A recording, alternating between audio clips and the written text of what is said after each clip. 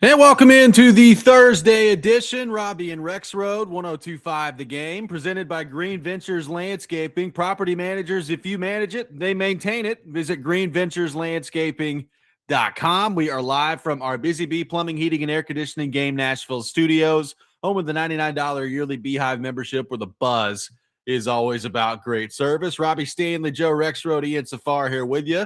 It is 615 open day. We got some golf taking place later this afternoon, supporting Folds of Honor. So looking forward to that out at Hermitage Golf Course. Joe Rexrode, good morning. How are you? I'm good. So you hitting the links today, right? You're gonna it's gonna be real bad. Are you gonna win? Oh no. Well, first off, is it a scramble? It's a scramble. Yeah, you never know. You never know. There are always people in not only this scramble but every scramble, Joe, that come in at like 20 something under. And you're like, really? Okay. How'd you do that? So there's people. So you're saying that there's always someone who cheats. I'm saying that there's usually someone who cheats. Yes. Now in this particular scramble, I don't know. We'll see. Maybe people are just that good. Now I say maybe people are that good. I've seen some people that I know that golf in this thing that I know outside of work that are good golfers that come in and play on some of these people's teams that I know are that good. So, okay. Maybe in this particular tournament you do. Like, I think there's a long drive where somebody drove it like 350 yards last year. And I was like, good grief, you need to go be on the tour out there, Joe. I mean, what's going on? That's pretty good. But regardless, if your team doesn't win today and someone's like in the minus 20s, then I think that we should probably protest. This is a pre-protest of someone cheating today. I mean, if my team doesn't win, there will be a protest regardless of what the score is. Yeah, good. All right. I'm just going to go ahead and throw that out there. So let Robby's team win. That's pretty much what we're doing here. Who else do we have in our lineup who's playing today? I don't know. I don't know what that Chase. I hope. I would assume. I hope Chase is playing. That was always a treat to watch that take place. Yeah, his team. I would assume should do well. That our general manager Sean Fort will be out there. He's pretty good, so I would assume he'll be out there. Yeah, at least in some capacity today. But as far as like on-air host, I don't know. I don't know what that's going to look like. I mean, Willie, right? Willie's a good athlete. Shouldn't he get out there? Willie's a good athlete, and I would hope so. I mean, Willie's a good athlete, so I don't know. We'll see what that looks like. D-Mace. D-Mace is usually out there. Yeah, he's usually out there. Okay. So we'll see. All right. Hopefully, no Vingan. Although, I mean, if Chase can play, then I guess Vingan can play too, right? They should be on the same team. Similar golf swings from what I've seen. Similar level of athlete. I think actually that's an insult to Vingan. That's tough on Vingan. I'm sorry, Vingan will take great offense to that. That'd be just great offense. I think he will take. Yeah, I'm sorry. That's my bad. Ian, how are we doing? What's going on? Good morning. Is there I went on this golf trip earlier this month with my dad and some of his work friends. Yeah, you're a good golfer. I am not a good golfer. To Myrtle Beach, but I will say everybody cheats in golf. It is crazy how many strokes people don't count for themselves. Yeah. Like, what are you getting out of that? I know. Does it make you feel better about yourself that you're giving yourself a 6 when you really got a 7? Yeah, there's probably some level of I don't understand. I can't handle the actual 96 I shot. I need it to be an 89. I don't understand that part. I do not understand. That's the beautiful part about playing in this scramble too. Is like, number one, you shouldn't shoot that. Like, if your team is functional, I mean, you got 4 people taking a shot, so you ought to be out of the 4 to have a decent shot, right? But like, I think in this particular tournament, the max score you can get is a bogey. So it's not like you can't be out there just hacking and whacking all day. Well, so basically everybody's cheating in a sense. Like, pretty much built-in cheating. But it was just funny. Tear this tournament down to the studs. No, I mean, you just got to know the rules heading into it. It's like, you really need to take off 1 stroke on this hole, really, throughout the entire thing. Like, to me, no big deal. I want to know what I every shot. Hole. Well, I don't know about every hole, but it feels like multiple times throughout a round, they're like, "Oh yeah, I probably got a 7 we'll say here. A 5. I think I got a 6 on this one. Like, I've golfed with really? people who like just send it around the yard. And then at the end of it, they'll be like, yeah, that was a 6. I was like, I think that was a 6 before you got off the tee box, but I'll write down whatever you want me to write down. I mean, so I get it. Like a lot of people play the highest score you can get on a hole is double the par. Yeah. You know, like, so if it's a par 3, highest you can get is a 6, par 4, highest you can get is an 8. It's a good time saver. I can understand that part, but the fact that you really need to lie about your score throughout the entire round is a bit much. Sounds like Ted Joe, Knight. I would say Ted if you ever find yourself out on the golf course with our beloved friend Chase McCabe, the double par thing is very, very much recommended. Yeah. Otherwise, you're going to be there for a while. I would think so. Yeah. But yeah, that's the thing, man. I got to tip the cap to, Chase to be willing to go out there and do these things in public. He does not care. That takes courage. He does not care, what you think of him. And I find it extremely admirable. Like that day we went out there and took some swings, Yeah. Out there. And Chase showed up and yeah. I was like, oh, wow, you're doing this in front of people. Good for you, buddy. He's taking a lot of shots in this first segment here. Right now. I love you, Chase. He's not listening. It's a lot of shots. No one tell him to go back. So, Joe, as we get started today, there's a whole lot of stuff going on the program today. Charles Robinson will be with us a little bit later in the show. We got the best and worst things in sports coming up later this hour. We may or may not have Chris Vanini. We'll check in on that throughout the show as well. But everybody's favorite phrase as we begin the show, Joe, anytime you can tie these two entities together, I think people get really excited. College sports and Congress, right? I mean, people just really get fired up about that. Two highly functioning entities out there, college sports and Congress. But there is a new bill that has been introduced by the Senate that is bipartisan, that is hoping to save college sports. And you want to know how I know that, Joe? It's called the Protect College Sports Act that has been thrown out there. So if you've read through this, there's a lot in here. Joe, let's give the quick Cliff Notes version here of what this is and whether or not you think this has any chance of actually working when it comes to college sports. Yeah, well, first of all, I mean, I don't. I mean, I'll give them some credit for, trying to do some things better than the SCORE Act, which of course was kind of doomed from the start. Number one thing is like being bipartisan is essential. So Ted Cruz, Republican from Texas, Maria Cantwell, Democrat from Washington, they're the two senators who worked on this. And so that's good to see. I mean, it's good to see anytime we can have both sides of the aisle work on anything without bloodshed, that's probably a good thing today at this point in our society. But, they've done some things here that I think are interesting. But again, I don't see this actually going all the way through. I mean, I think none of these things are going to ultimately work. I think you have to be really, really narrow. And again, the talk has been, how about a narrow, to try to deal with just player movement and stuff like that, right? Yeah, the bill would basically allow the NCAA to limit transfers and eligibility, among other things, but that's kind of the headliner of like, oh, cool. Yeah. So like the one-time transfer is something in here. But I think another thing with this is, even if it were to go through, and this is a lot of steps to get to, if you go watch the old how a bill becomes a law thing. What is that? The Schoolhouse Rock? Yeah, Schoolhouse Rock. Thank you. It's like next week would be when it would be formally introduced. A lot of levels to go through. It still, to me, looks like something that could easily be destroyed in courts. I mean, and in particular, we're talking about, there's also a cap, talking about a real cap and things like this. They got some interesting stuff in here about the pooling television rights. Yeah. Which, like, yes, just like the pro leagues do. And so you look at it, like, you would think you could actually make more money, but it's like the Big Ten and the SEC probably wouldn't want to do that. it allows for, like, basically if everybody else rallied together, that would be enough to do it. And if the Big Ten SEC abstained, but then there's also language in it to try to prevent like a Super League breakaway.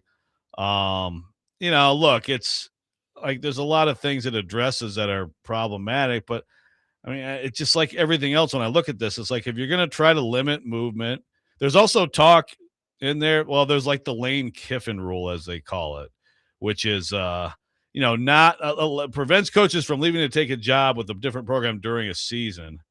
Which obviously goes back, but then you also look at that. It's like, okay, so then they have to stay. So you know what I mean? Like, so Right. imagine if Lane like was forced to stay and coach that team. The Old Miss would have been furious. So some of this has like unintended consequences. Where you're like, are you sure that's really what you want? To take place, but it's just when it comes down to it. When you try to limit these things, you try to limit income in this country. You try to limit movement. People going to take jobs, and those people don't, and the laborers don't have a say in it. Then the courts are going to kill you, and it still to me goes back to that, and it goes back to what Danny White's been talking about again this week. It's like until there's, they're trying like hell to avoid the employment thing. Although at least this bill doesn't say explicitly like the SCORE Act did that we will not be employees. But again, until you get to that point, I don't see how you can try to put these limits on people. Yeah, I mean the collective bargaining door, I guess technically, Joe, is still left open with this particular bill. Right. So that I guess is good. I mean that could be something that you could eventually get to, but I'm kind of with you. Like there's so many different hoops with this that I think you'd have to jump through that I'd be surprised if this works, I guess is the way that I would put it, because of everything you just laid out with the courts. Yeah, I mean, they've kind of already established how they feel about this.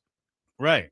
And yes, sure, people can they can find, different judges and all that. But when it comes down to it, pretty much across the board on some of these things, it's pretty clear at this point, like the limiting income and limiting movement is just something that a judge is for the most part not going to accept. So nice attempt and nice to talk about, and we'll see. I mean, if it even at least gets somewhere, and maybe it can have some impact, but it as it's written, from what I'm looking at, as not a legal expert, I think it is ripe to be challenged.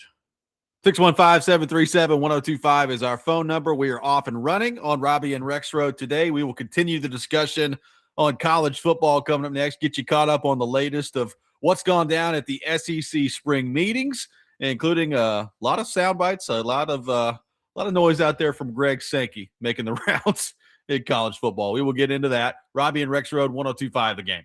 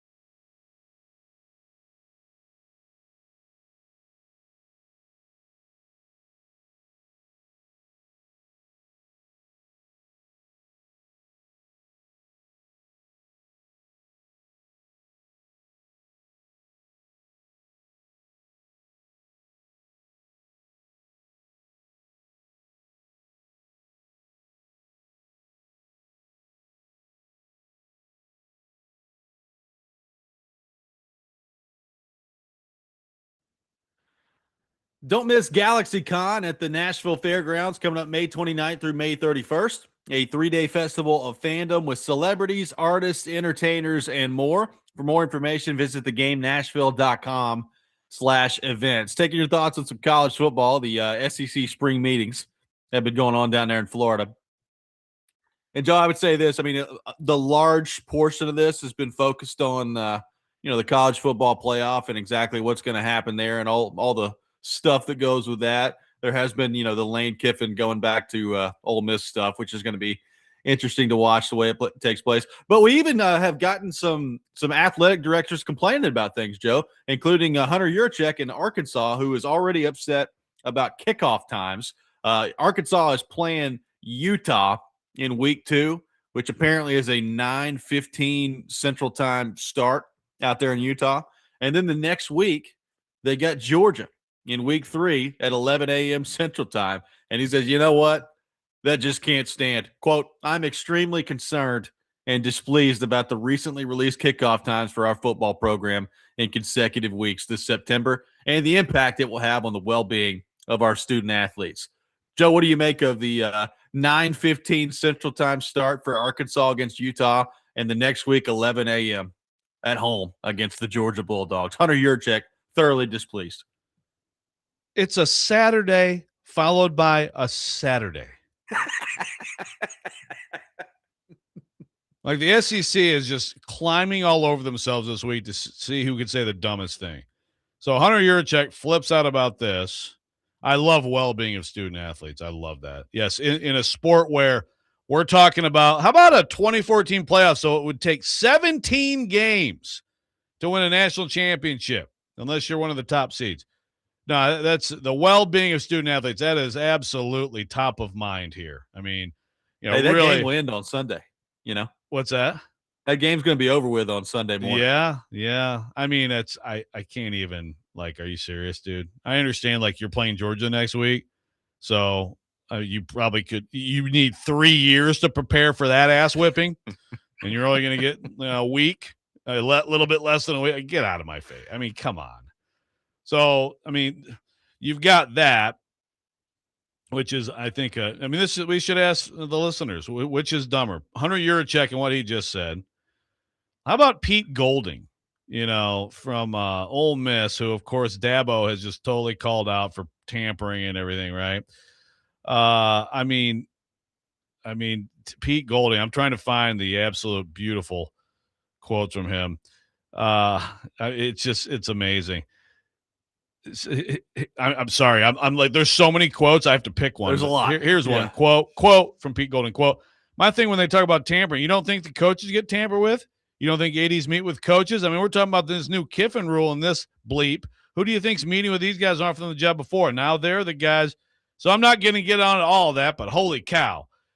Basically, he basically admitted to tampering and said, but what about everybody else? Essentially. I mean, basically well, I mean, I might have, but I mean, who really cares, right? So you got that. And I'm kind of glad he just outright said it, No, I mean, I actually do. I mean, Pete Golding is, he's pretty funny, man. He's not, he's just say whatever. So that's pretty good. But honestly, I think Greg Sankey might take the cake here. It was our buddy Blake Topmeyer who asked him the question, and he asked about the Big Ten. He asked about the Big Ten being better than the SEC, and Sankey's like, well, what are your metrics? He's like, well, they've won the last 3 national championships, and they're 4-0 against the SEC in the college football playoff during that time. Those are the metrics. Sankey's response, quote, so that's a pretty narrow band. Okay, so again, I'm thinking of Kenny Atkinson. In terms of the metrics, we actually won 2 of these 3 games. Yeah. I mean, it's amazing. I understand. Well, mind you, on top of that, had the roles been reversed and somebody asked him a question about the SEC and the Big Ten, the first thing out of Greg Sankey's mouth would have been that they had won the last 3 national championships and were 4-0 against the Big Ten in the college football playoff. Guaranteed. 100%. Like he would have, he may not have laughed, but like everyone would have laughed at the idea. Wow, this used to be the thing. Like when the SEC used to dominate the Big Ten people were like, well, I mean, we have bigger budgets, like we make more money, our TV rate, here's some more Sankey quote. In a competitive environment, the margins are going to be thin, and we've come up on the short end. And I can assure you, everyone in this league is trying to figure out how to come up on the top end of that in the future. But I think from a big picture, the breadth, the depth of this league stands alone. In fact, we saw metrics out of the college football player presentation where there's no doubt we're the strongest league. Now, there's some segments of other leagues that are towards where we are, but not nearly the entirety of a conference like the Southeastern Conference. Okay. We saw metrics. I need to see them. We saw metrics out of the college football playoff presentation where there's no doubt we're the strongest league. Show me the metrics. Where are the metrics? I'm trying not to get on him too much because he's fighting the good fight on the college football playoff front right now. At least the less bad fight that is on true. The college football playoff front right now. But I will say there are some times when he opens his mouth where it's just like, all right, man. I don't know.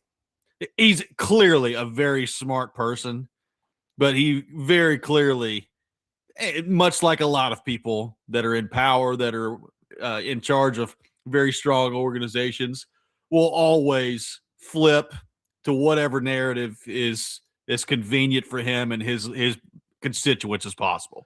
Yeah, full spin mode. And I think the thing about it that's bothersome is that when it comes down to it, Sankey, I look at Sankey as more than the SEC commissioner. He needs to be more than that. Yeah. Like, I mean, he's the most powerful individual in college sports, right? I mean, I know Goofball in the Big Ten's doing his best to turn the whole thing into some terrible version of Tic-Tac-Doe for anybody who remembers that game show. But Sankey is, Nope. No, Ian, no, Tic-Tac-Doe? Nope. Okay. The match game? Yeah. I've heard of that one. That one. Okay. Yeah. Okay. All right. Yeah, Tic-Tac-Doe was actually kind of underrated. But Sankey, you want him to be a little bit more big picture. And then when he goes into full on SEC versus the world mode, it's a little bit, I don't know, for me at least, it's a little bit like, oh God, don't do that, man. But then it does remind you that is his job. He's working for the SEC presidents, not the Big 10 or the Big 12 presidents. Well, I mean, look, the bottom line is, do I still believe that the SEC from top to bottom is the most difficult conference? Yes, I do. But the fact is, the Big Ten is on a run right now where at the top of their conference, they are clearly better than you. And until you change that in the college football playoff setting, that's what it is. So, I mean, that to me, I mean, when you throw out the numbers that Topmeyer threw out there, I mean, they've won 3 national championships and they are 4-0 against the SEC in college football playoff matchups during that time. Well, until you flip that's what it is right now. So he can talk about the margins being thin. It's college football playoff. For the most part, he's right. The margins weren't all that thin when Indiana took on Alabama. I mean, my God, you remember that game? Good grief. He didn't mention that one. Yeah. So he talked about the Ole Miss game and some other games. Yeah. Right. So, I can largely buy that. I still think from top to bottom, when you start stacking up the entire depth of the conference, I'd still take the SEC. But the fact is, the Big Ten has been better at the top lately. The fact is, whenever we talk about, so I got a texture. The SEC texture says SEC has dominated college football for 20 plus years. The Big Ten is on a 3-year run. They haven't done bleep except cheat, play bleep schedules, and recruit old ass players. Okay, just understand when we go back through the dominating college football for 20 plus years, what do you cite? What stat do you cite? Do you cite the depth? Do you cite no? You cite who won the national championship. So that's fine. That was a dominant error, and now it's 3 years of this. And by the way, it's a 3-year run that happens to coincide with some pretty significant changes in college athletics, right? Yes. Which makes you think, maybe some things have changed. I'm not saying for good, but this is not nothing. I mean, just accept it, tip the cap, and the one thing that Sankey said in there, we're going to do everything we can to get back on top. That's it. 615-737-1025, our phone number. We'll continue the conversation on college football, take your thoughts on Greg Sankey's comments, plus some more not very positive developments on the Tennessee football front. We'll get into that. Robby and Rexrode, 1025 The Game.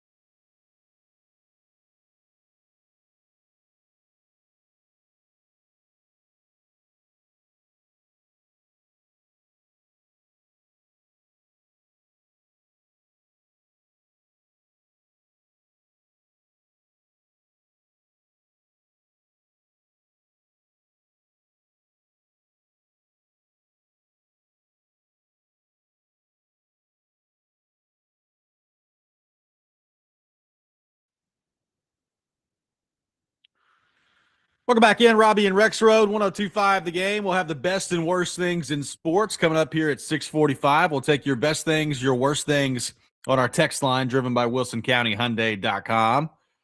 Joe, before we get into the Vols, I do want to get your thoughts on another thing that's kind of come out from down there in the SEC meetings, and that is like Kirby Smart throwing it out there that, hey, you know, if we can't get all this stuff figured out, let's just break away. You know, let's just do our own thing.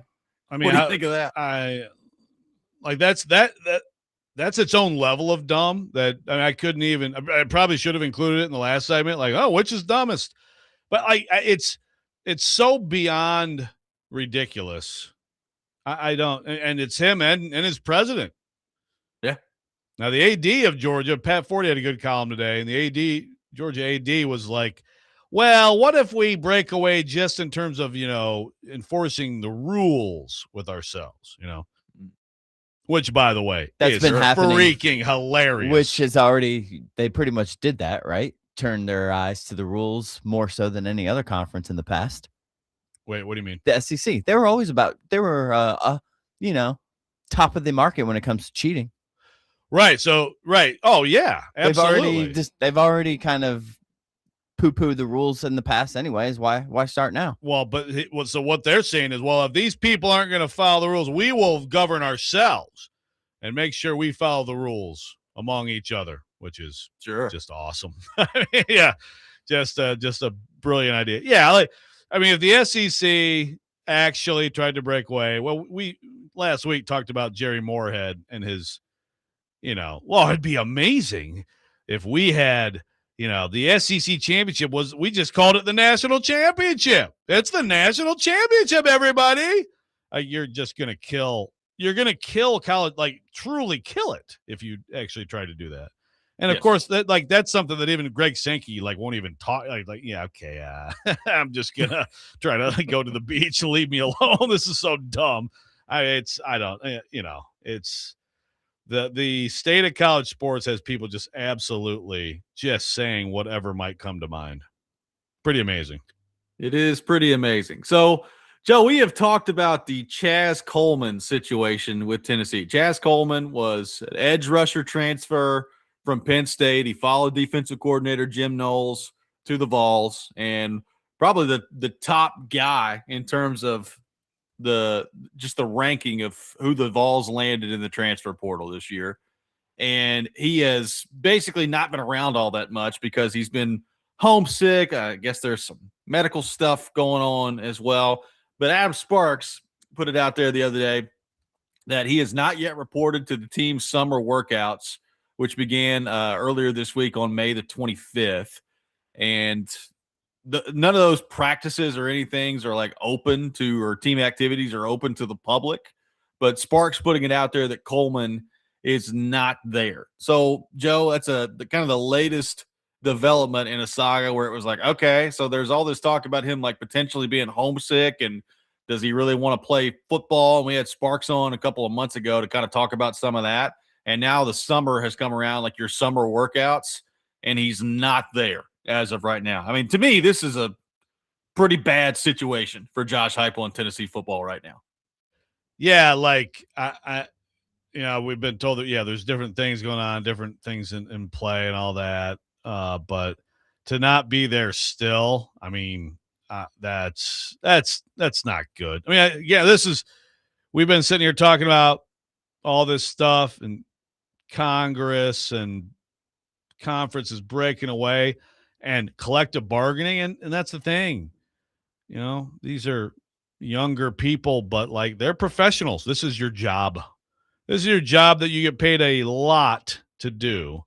And of course, I mean, I don't know, somebody involved Twitter had pictures of him with big stacks of bills and a sweet car or something, that was out there on X yesterday.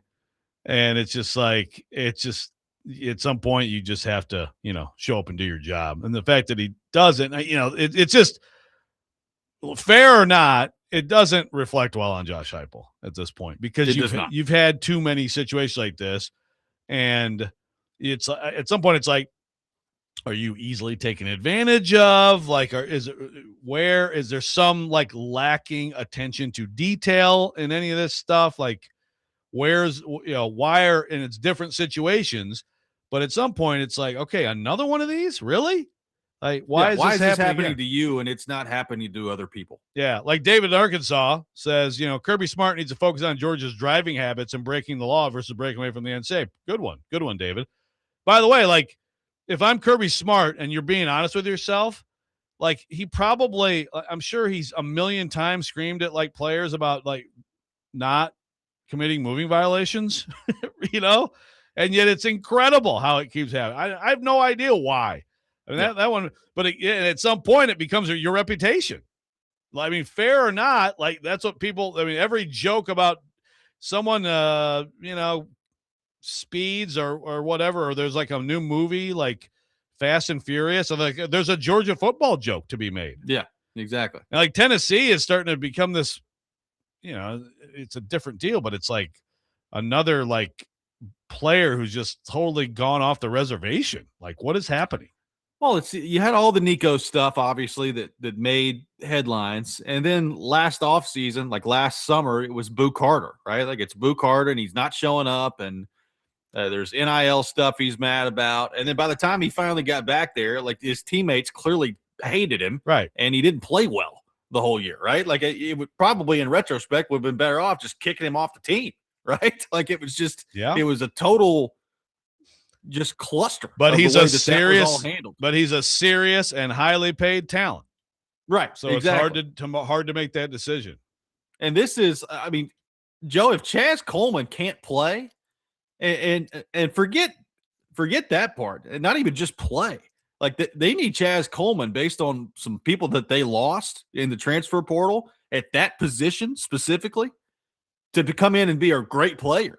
I mean, I don't know if he's going to be there, much less if he's going to be a great player right now. So, I mean, to me, this could end up being a disaster if he's not out there, because I don't know how good they are. Like, I at edge rusher, they could be really light if he's not out there playing. Right. Yeah, he's a critical piece of the defense. And again, it's not the same thing as Boo Carter, like Boo Carter's mom getting into all that stuff. But one thing that could be very similar is his teammates being like, really, dude? I mean, there's something. Yes, this is so much more transactional now, and it's transient, and it's new teams being put together. But they're still like, okay, that's why it's so critical to have these times when you get to know people, and you have the workout sessions, and you have all your off-season stuff. Like, those times are so important now, because you have to fast forward and basically microwave a lot of stuff that previously was kind of a year, older players handing down to younger players, and there was a process to it. If you're missing that stuff while everybody else is out there grinding, I mean, like the homesickness thing or whatever, like it doesn't play past the spring, man. It just doesn't. Well, again, why is this happening to you and it's not happening to other people, right? Like, why is this for a couple years in a row now happening? Again, different situations, but similar in that regard that you just pointed out there. Why are you having problems with some of your big time either transfers or recruits that you've had, get them to show up and participate, right? Like, when you break it down, that's what it is. Why are you having such an issue getting people to show up and participate? Yeah, no, it's a fair question. And it may be as simple as it's been bad luck for Josh Heupel, but is there some coddling? I don't know. I mean, it's like all of it's fair to ask. But it's a bad situation for him already, with a lot of questions, with as we've talked about, a brutally tough schedule. And like you said, that defense, that's why Chaz Coleman was so important. Of course, he's playing in this particular defense previously, but I mean, he is a critical piece for this team, and you can't even get him on campus. Well, that, and depending on where you listen and who you're talking to, like, there's some differing thoughts on, kind of where George McIntyre is right now in his development, right? And I don't know if that speaks really well of Faison Brandon or really poorly of George McIntyre, or a combination of the two, but like, quarterback's a massive question heading into this. Like you've got a schedule that's pretty difficult. Quarterback being one of the biggest questions on your roster, and now one of your star defensive transfers. You have no idea whether or not he's going to be there. I mean, it's not shaping up well for this Tennessee football team right now. No. I have to read this, though, Robbie. Texter says, in fairness regarding Georgia players speeding, the cops down there are notoriously vigilant, shall we say. Dude, they've been getting clocked like 60 over. Stop it. I don't think it's these are not like going 32 and a 25, okay? Come on. Yeah, I mean, it's like Need for Speed out there to take it back to the mid-2000s Xbox range. I mean, nice. It's amazing. I mean, in some ways, it's kind of like somebody at Georgia long before now should have reached out to like Uber or something and be like, we need you guys to sponsor our program. Like, we just none of our guys need to have cars. Just like take us everywhere.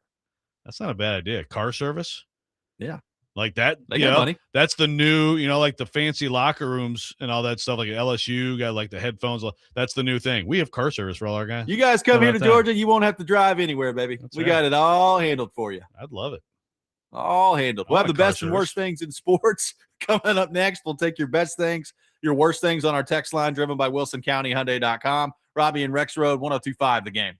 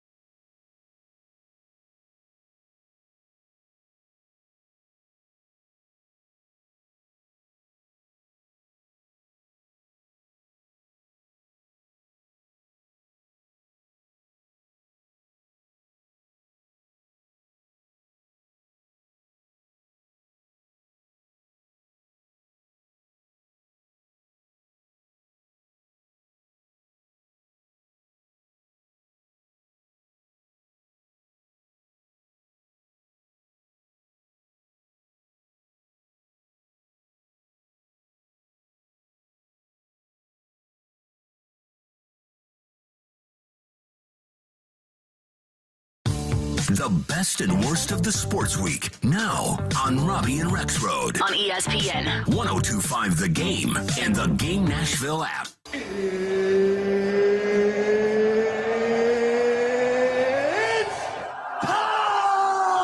This is the worst.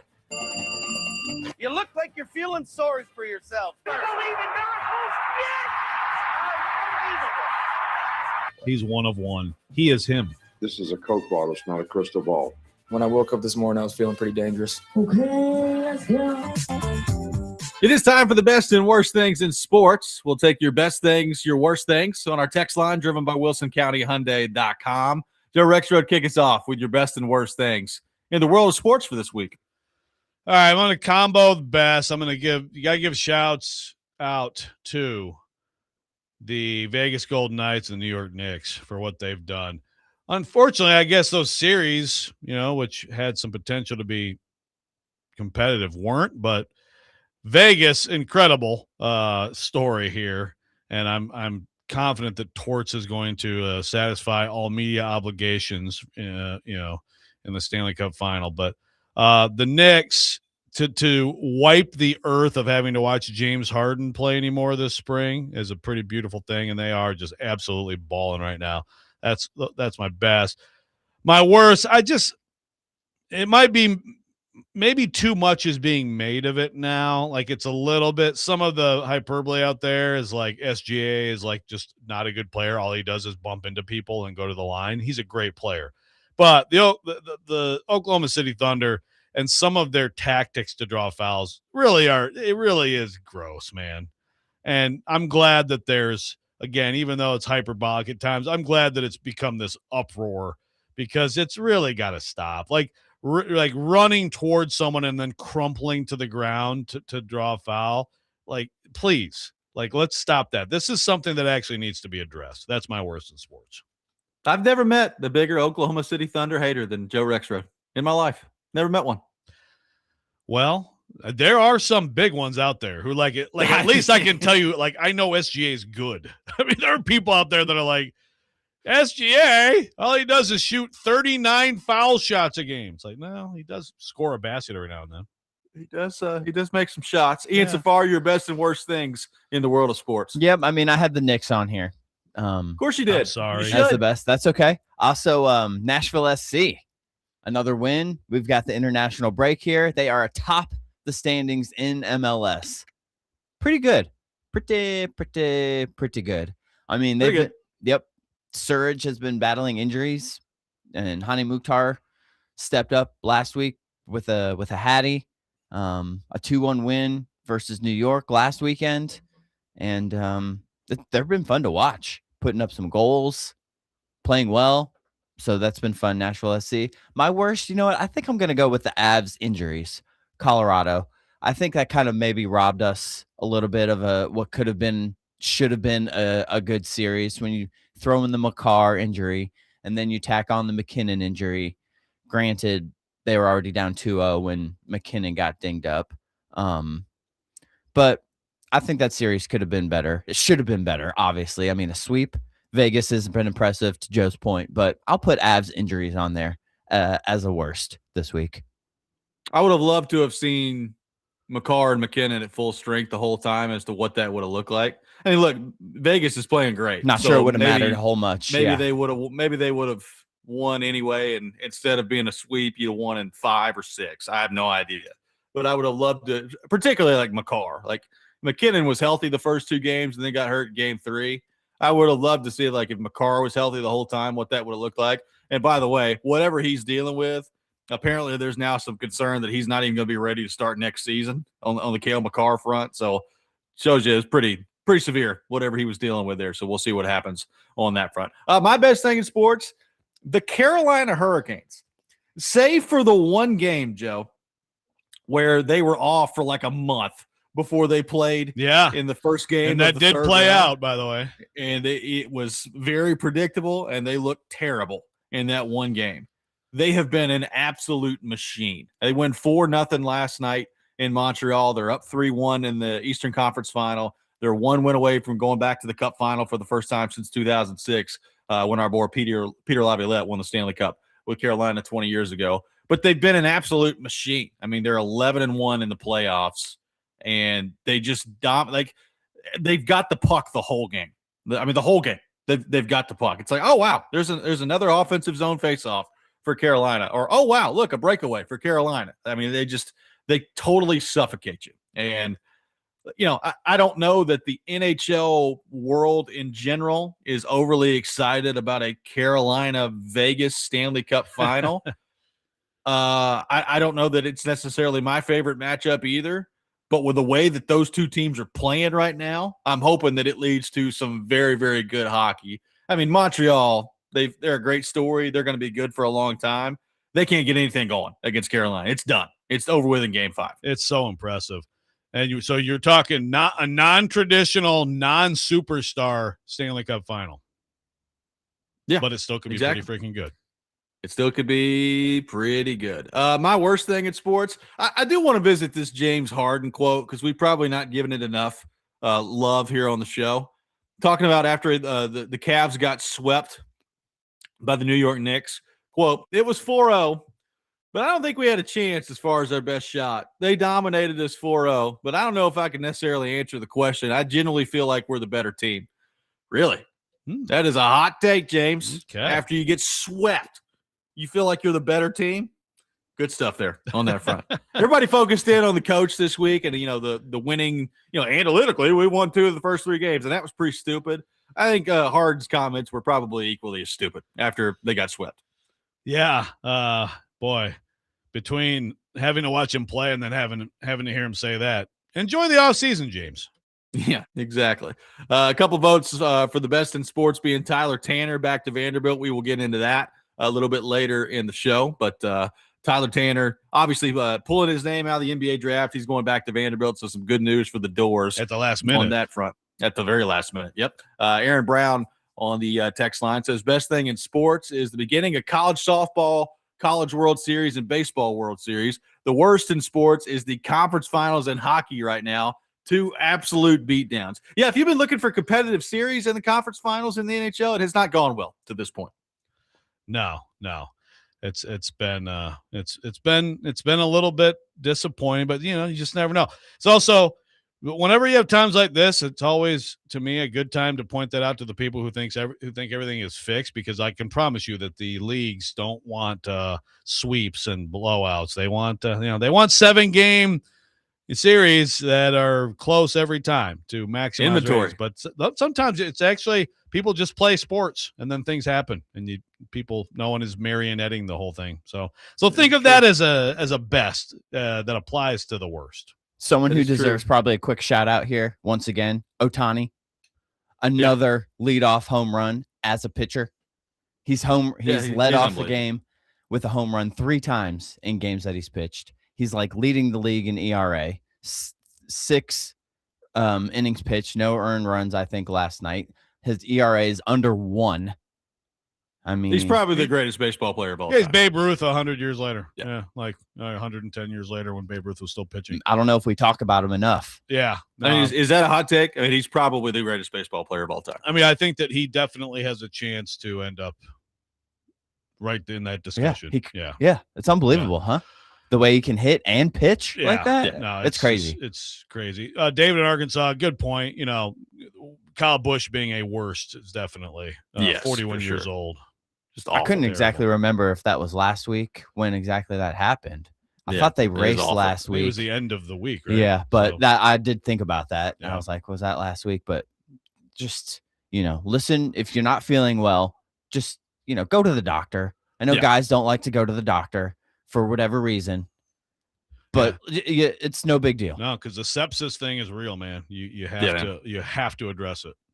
Just awful stuff there. Chris Vanini from The Athletic will join us coming up next. We'll get into some more college football topics with him. We will get into the Predators and the GM search in the next hour. We'll get into Tyler Tanner going back to Vanderbilt. All that coming up on the show. Robby and Rexrode, 102.5 The Game.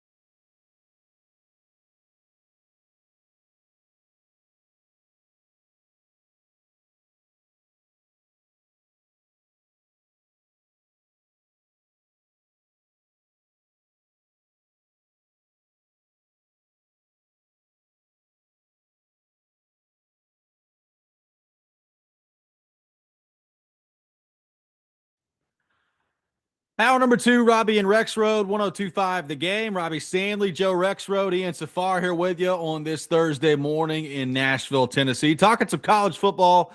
And to help us do that, we head to our phone line driven by WilsonCountyHyundai.com. And welcome in our friend Chris Vanini to the program from The Athletic. Chris, good morning. How are you? I am doing well. I'm in my car on my way to Big 12 spring meetings here in Dallas, but I'm doing well. That's good stuff that time of year. The SEC's been making some headlines this week with their spring meetings. Chris, I want to start with you on this Protect College Sports Act that's been proposed here. And we've gone through earlier in the show some of what it highlights, from the one-time transfer to 5 years of eligibility, among a bunch of other things. My basic question for you is this. When you've looked at it, when you've gone through it, is this actually going to work? Like, what sort of a chance do you think this actually has to get through this process and actually end up being some sort of a solution? I think it has a better chance than the SCORE Act that had been going through the House for the past 7 to 9. That was never going to ultimately pass because it was trying to make a determination on whether or not athletes were employees by saying they would not be employees. And that was always going to be too big of a hurdle to get Democrats to support it. This bill does not have that. It doesn't have it either way. It leaves it open to whatever it wants to be in the future. It has a lot of what everybody wants in college sports, but also has enough of a sacrifice from everybody else that they'd have to kind of swallow something if they want something to get done. Talking to a bunch of Big 12 ADs and people around here, they're slightly hopeful. They like the bill. They like what's in it. They think it's much more fair and doable. But they have grown very weary of the political process and the previous attempts to try to get something done going nowhere, that they're a bit scarred from that. Yeah, that's the thing. I mean, even if, and then I look at some things, and I'm with you, Chris. I mean, obviously, it's an improvement on the SCORE Act. But I also still see a lot of things that, first of all, the pooling of rights thing is really interesting. It seems to me, like it's possible that everyone could agree other than the Big Ten and SEC. But, where does that go? But I still see a lot of things in there that wouldn't hold up in a courtroom, right? Ultimately, unless you actually get to the process of some measure of collective bargaining, which, again, we've talked about a million times, some of these things I still feel like are easily picked apart and taken to court, right? Some of the things that they're going to try to limit. Well, yes and no. I mean, some of it is getting an antitrust exemption for some of this stuff. And basically, right, a lot of it is just simply codifying what the NCAA and the CSC already do into law, and just kind of basically saying you're allowed to enforce various rules. And it does leave open the possibility of collective bargaining. It does say, we can put together a commission to study this more, and it does leave it open to change in the future. Some lawyer experts I talked to about it, some of them think it's pretty creative. Some of them think it could get shot down, but a lot less stuff than in the previous bill, and less stuff than what it is now. But I think there's a lot of stuff in this that the general public would support. The one-time transfer for undergrads, the Lane Kiffin rule where coaches are not allowed to take another job during their season, the eligibility stuff, which is the 5-year eligibility, which is already something the NCAA itself is trying to put through and could get passed. I think there's a lot of basic stuff in here. The pooling of rights is one of the things that I think is really going to upset the SEC and Big Ten, and it doesn't even make them do it. It just gives them the option to do it. But the Big Ten and SEC have been so against even getting that far that it's still unknown how they will react to this. A lot of people in the SEC and in the Big 12 here where I am, they found out about it when they were in meetings all day yesterday. So they hadn't really gotten to take a deep look at it yet.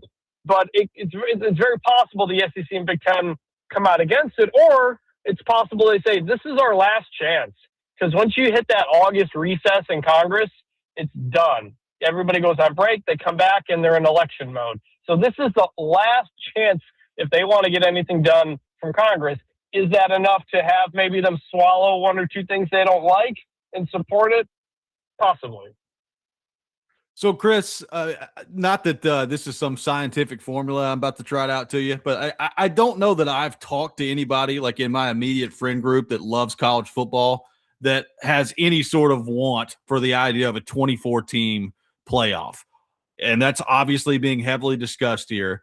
Where do you come down on that? And with fan reaction to this being as polarizing or as one-sided as it seems to be, where fans don't really want the 24-team playoff, is that going to matter at all in this discussion, do you think?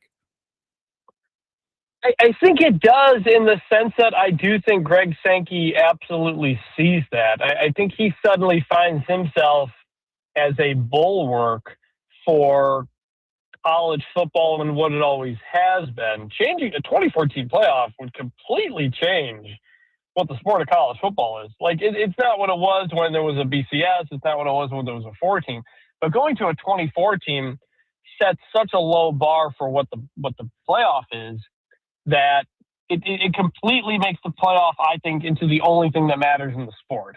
And I think that is concerning to some people like Greg Sankey, where what does that do to the regular season? What does that do to late in the season? Are teams going to start sitting guys like it's the NFL because they know they have a long playoff run ahead? There are a lot of unintended consequences that many people in college sports are not looking through because they're just simply looking through the short term.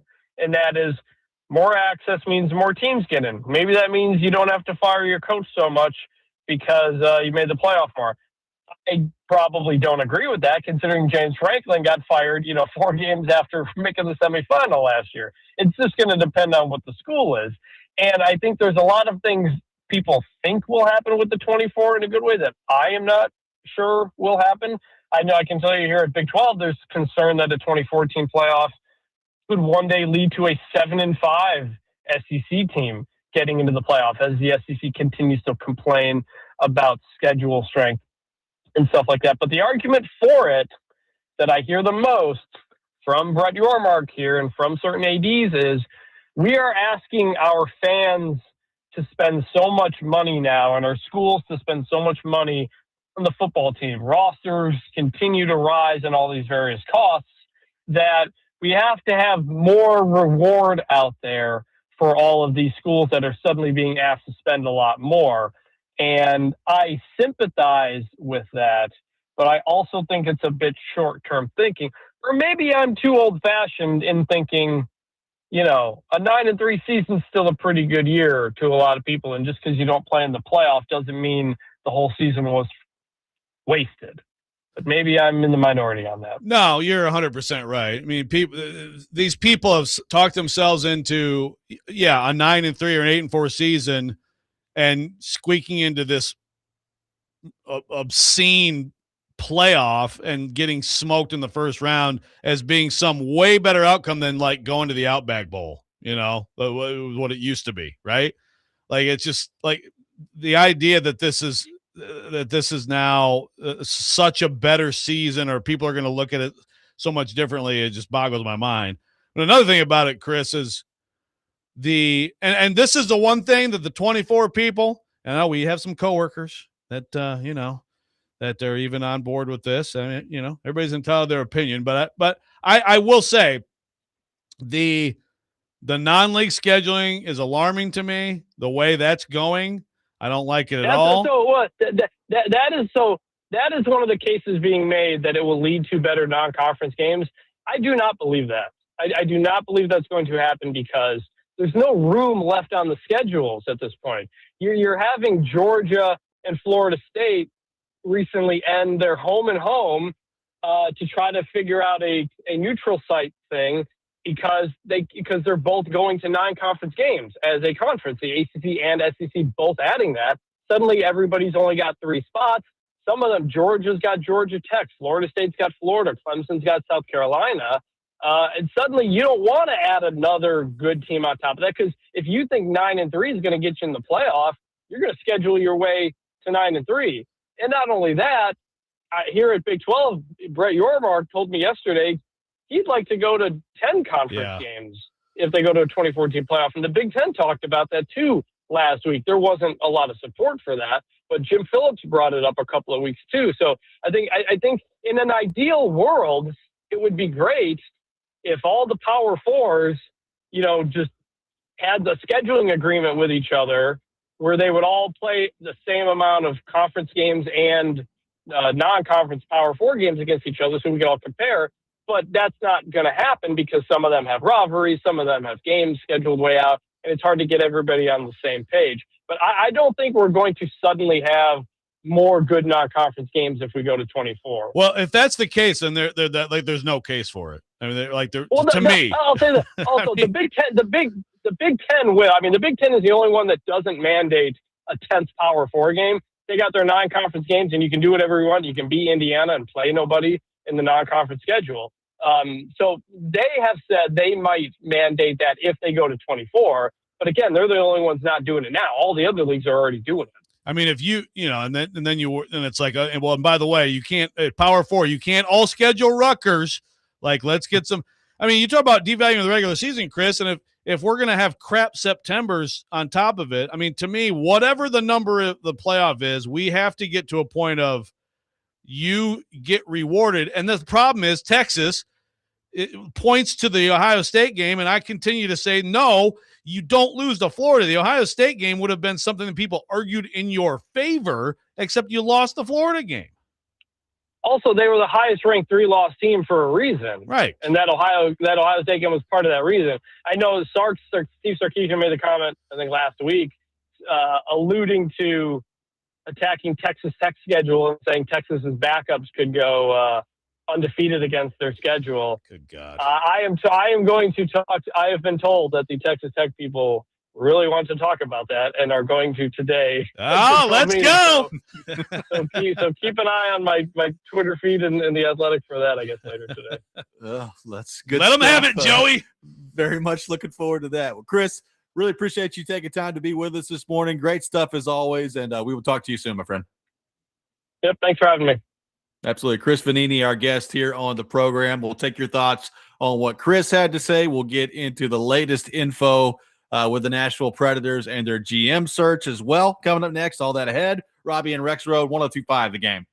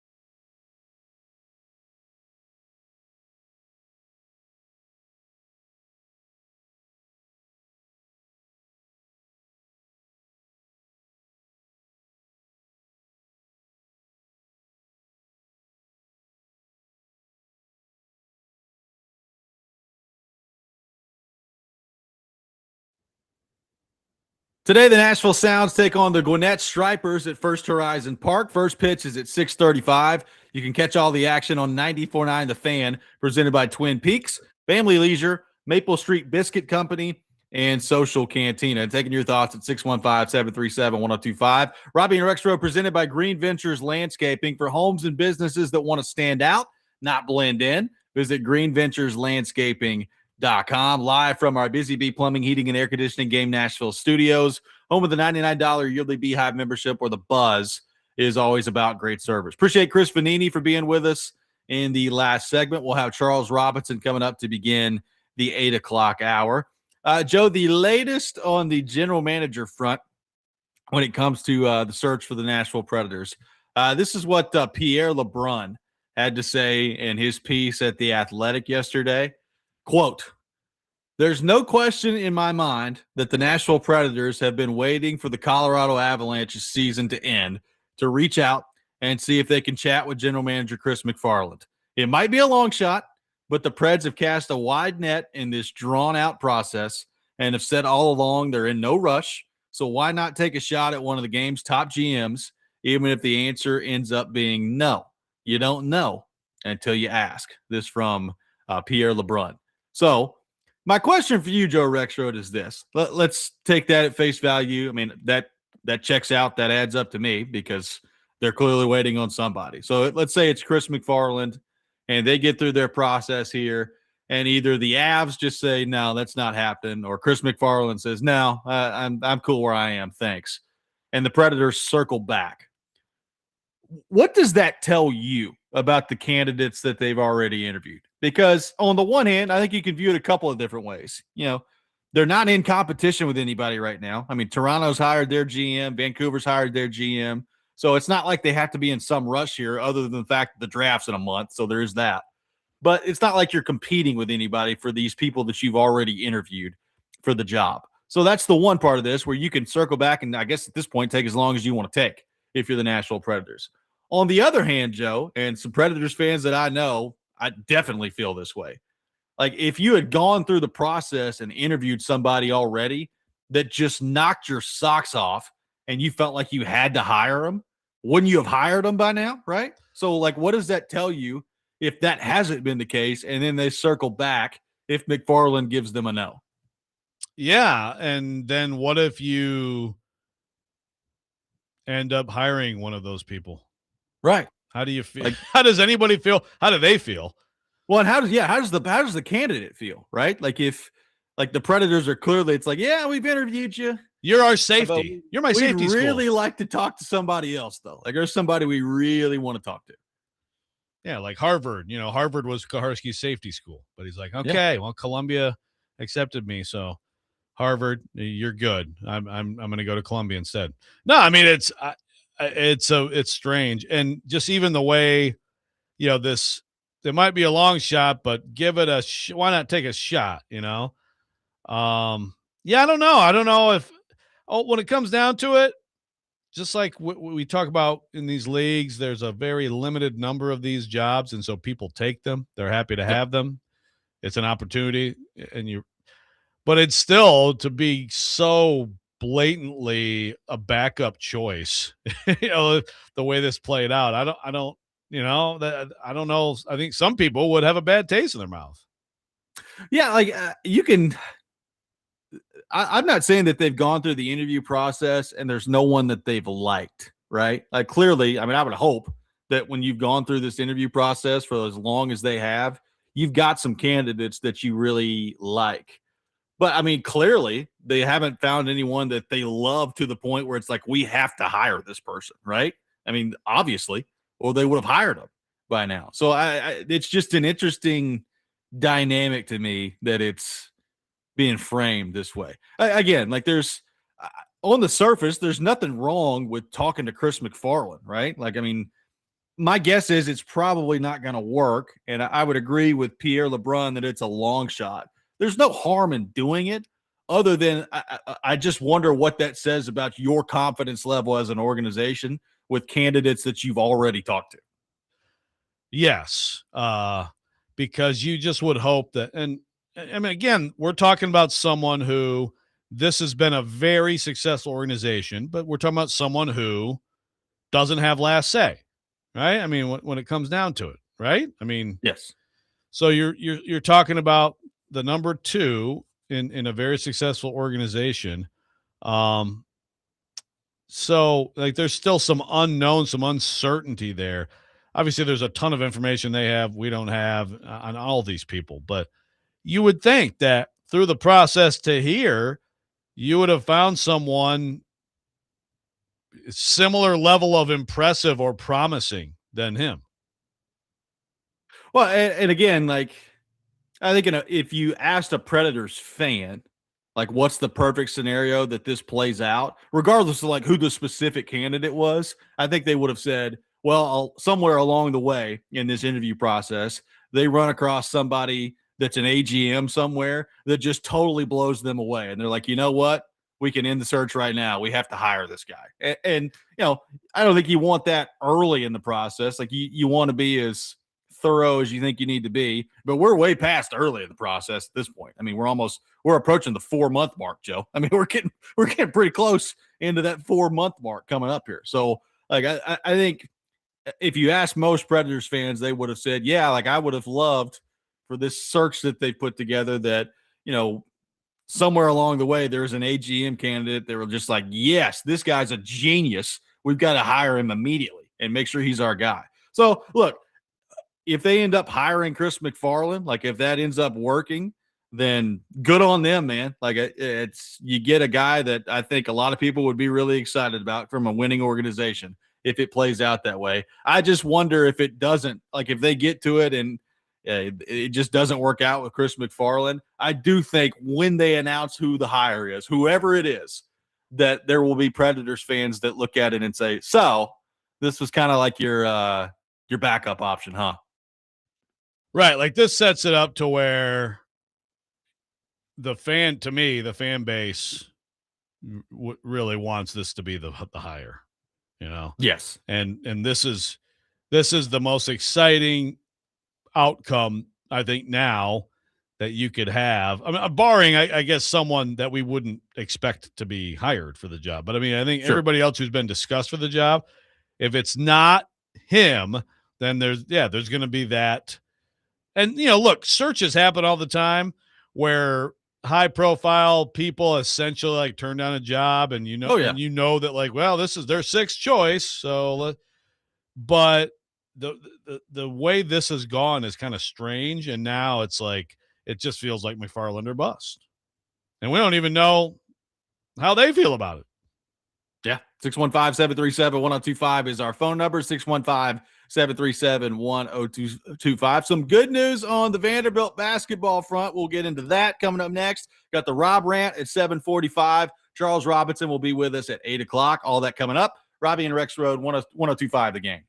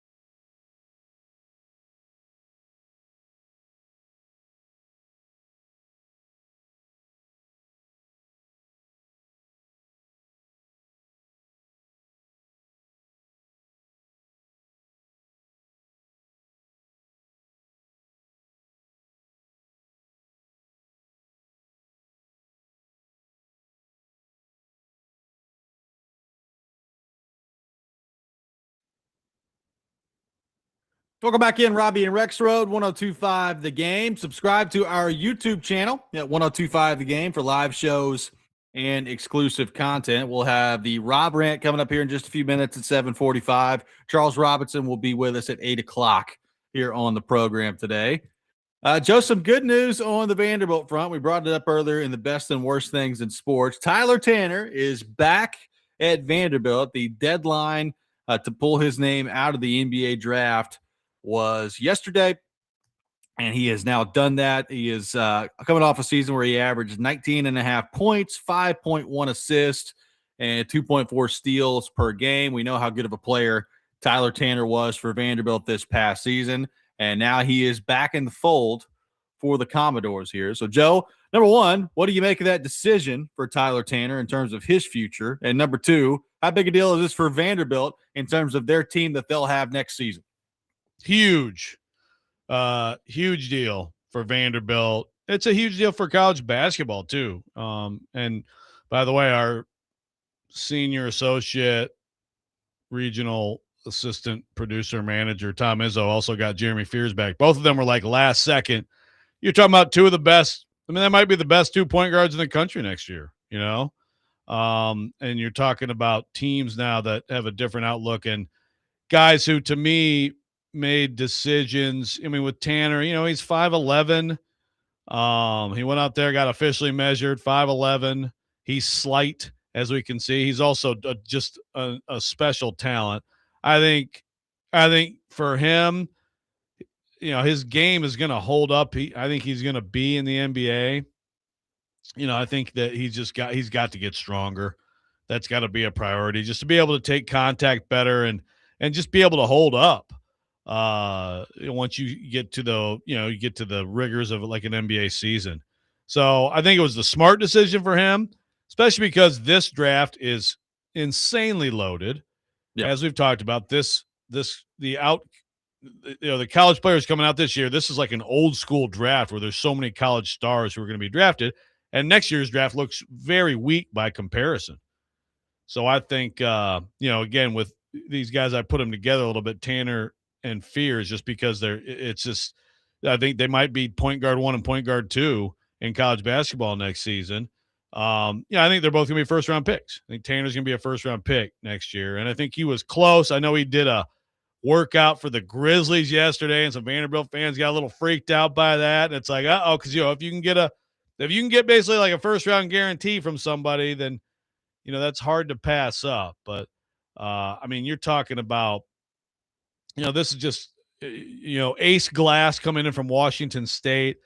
I mean, really a big pickup for them was Sebastian Williams-Adams, Sway from Auburn. That's a really nice pickup. Ben got Dak from Colorado. They got Burke B, I call him, the guy who wanted to fight with half of the team when they played Nebraska. Now he's coming in, a big guy who can shoot it. You bring in T.O. Barrett from Missouri. You now have Tanner to tie it all together. I mean, that could be a top 10 type of team. Yeah, I mean, it's a massive deal for Vanderbilt, right? Getting him back, and you would expect there's going to be some improvement with him heading into next year, and he was already really good. So, like, the Vanderbilt part of this, it's a huge deal. So, if you're a Vanderbilt fan today, I think you've got to be thrilled with him coming back. By the way, I know that as we know, I'm one of the nation's leading college basketball experts, Joe. Yes. Vanderbilt, Tennessee could be a lot of fun next year just in terms of the seasons they both have, right? We could have some pretty darn high-level college basketball in the SEC around here. So that's the one thing. If you're a college basketball fan around here, I think you're excited about that. Yes. I still, when the time comes where he's in the NBA, I'm really interested to see how he does, because I still, I worry if he's too small at 5'11". And I understand, the NBA, it's not the same as it used to be. You don't have to be some giant out there to be effective in the NBA, particularly if you could shoot. So maybe it's as simple as that he's going to go in the NBA. He's going to be a really effective shooter, and he'll have a nice long career for himself. I still, in the back of my mind, worry about, just 5'11", the physicality of the league, and whether or not he's going to be able to handle that. Yeah. Yeah, that's fair. But, yeah, there are more and more guys. And I guess Trae Young is technically 6'2", but I think there's some similarity there, And in terms of the style of player. And that's where Tanner, although, he shot really well last year, I think he can take another step too in that way. Not just getting bigger and stronger, be able to handle the physicality, but also just being a little bit more efficient as a three-point shooter. And you got to be a knockdown shooter, in that league. With his quickness and with that skill and with his handle, he's a high steals guy. His anticipation on defense is so good. I think he'll be fine. Is he going to be more than like a rotational backup point guard? I don't know, but he's going to be a guy who plays in the league. I don't have any doubt about that. But yeah, more strength and just get, honing that shot to the point where it's just such a weapon for you. And you look at the jump he made, like his freshman year, he didn't shoot much. He was a guy off the bench for Vanderbilt. He never turned the ball over. And you could see it that he was going to be a good defensive player, tremendous quickness. But the jump from that to what he was last year, obviously he's not going to make like a jump of that size again. If he does, he's like one of the greatest players of all time in college basketball next year. I mean, but the way he clearly works, and I mean, I think his mindset is great. I mean, he's got a great maturity about him. Wants to be great. I mean, I think you're going to see an unbelievable season from him next year. So someone on the text line saying Jalen Brunson plays like he's 6'6". Brunson, the one difference with Brunson is he's a powerful player. He well, again, there's a difference between 6'2" and 5'11". Yeah, no doubt. Yeah. And Brunson's thicker. Yeah. No, Brunson will go post someone up and he can bully people, and that's never going to be Tanner's game. But Tanner, look, man, when he gets in the league, he instantly, like, his first step will be up there. He's that quick. I mean, everybody watched his last game of last season. It got to the point where it's like, you know what? I'm just going to blow by everybody and try to win us this game, put this team on my back. And so I think there's big things ahead for him. All right, let's put you down. Are you GB Joe next year, or are you Vandy Joe? Who's the better team on the college basketball front next year? Oh man, that is tough. I would cast my lot with Vanderbilt right now, just because of that known commodity of him. Because you could definitely make a case that the overall talent, up and down the Tennessee roster is higher. But it's that whole thing is just really fascinating how they're going to make that work. And I have no doubt they'll make it work because Rick Barnes is a great coach and he has a great coaching staff. But with Tanner, like it's a lot more like I know what it's going to look like. And yeah, they have a lot of other different support players, but they're, how Mark Byington's teams want to play now. And with him coming back, I just think you can hit the ground running with that and be really good right away. Tennessee might take a little while, but so I'll cast with the known commodity, but I'll tell you what, it's a great question. It's a great question. And yes. And I think that both of them, absolutely, they can be top 10 kind of teams, like fighting for 2 seed, 3 seed, and maybe 1 seeds. I mean, who knows, but they could be really, really strong teams and right there at the top of the SEC. So, we have the football season. We're going to be looking at young quarterbacks probably for both of these teams. And, maybe not massive success, although really fascinating seasons. But then when hoops comes, it's going to be lights out. And obviously with Vanderbilt women's basketball too. I mean, you're talking about a national championship contender. So I'm ready for hoop season. It's my dream. You got me ready. You got me ready for hoop season. Yeah, man. It just fires me up as a Tennessee fan to talk about getting excited for college basketball and just acting like football doesn't exist. I'm glad the finances are going that way too. Just start giving all the money to basketball. Yeah, that's good. Well, speaking of that, that's one thing that I thought was interesting. Has been interesting, and I don't remember. It might have been. I don't remember actually who. Somebody's AD said this in the last few days, but just like the losses that basketball men's basketball programs have been moneymakers, but if you factor in the roster stuff now, they're money losers, Yeah. So that's another interesting. Yeah. Football is the only thing making money. Yeah. Way to look at it. And it hasn't been, but But yeah, I mean, if you're gonna have $20 million rosters in basketball to go with your $40 million roster in football, I mean, whew. Somebody's paying for that stuff, man. Keep those donors happy, because I tell you what, I don't see it's gonna how be that a heck of an entertainment district around Neyland, though. I mean, that shopping you'll be able to do before the game at Neyland is going to be legendary. Do you just hate this idea? I don't really care about it, but like to me, it is one of those things where it's like, okay, I'm glad that we have upgraded the amenities around everything. You guys ever plan on winning anything? Like that'd be great. Just win something. No, that's what I'd like to see. Michigan State's doing the exact same thing around its stadium, which I find to be bizarre. Yeah, but it's just the search for more revenue is you are looking in every possible couch cushion at this point. Well, and continuing to Danny White to endear himself to the Tennessee fan base. It's good stuff. Yeah. Well, I mean, I understand the criticism, but that is, if you're a Tennessee fan, you do need to step back and say, overall, has he done a good job? He's done a good job. Yes. Yeah. He's done a good job. But I get it. I do. 615-737-1025 is our phone number. The Rob Rant coming up next. Charles Robinson at 8 o'clock. All that ahead. Robby and Rexrode, 1025 The Game.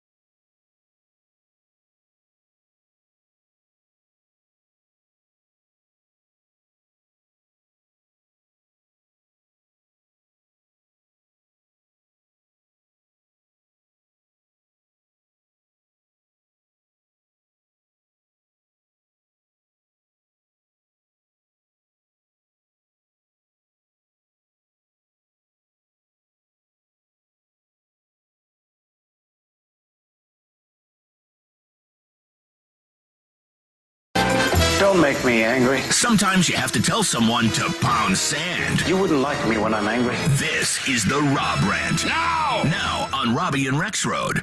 I just hate Tennessee, man. Like, I hate Neyland Stadium. Did you rub your armpits on like Satan's sphincter? Or are we going to wipe it every time? Did you Feinbaum him in? I did not, but that's a Hey, great Paul. point. Did you kill an animal in the armpit? Oh, look at the cute raccoon with rabies. Tennessee's colors is that throw-up orange. It's not that orange that you can sit with. It's that puke inside of a pumpkin orange. He must have showed up stinking bad. Why are you hopping in the shower next to me? It is that time for the Rob Rant, brought to you by Rapid Response Generators. Power when it matters most, and served by the Wine Cellar in Hendersonville. Joe, I've got a couple different things to say on the Green Bay Packers today, okay? And this is why not now. Now's as good a time as ever.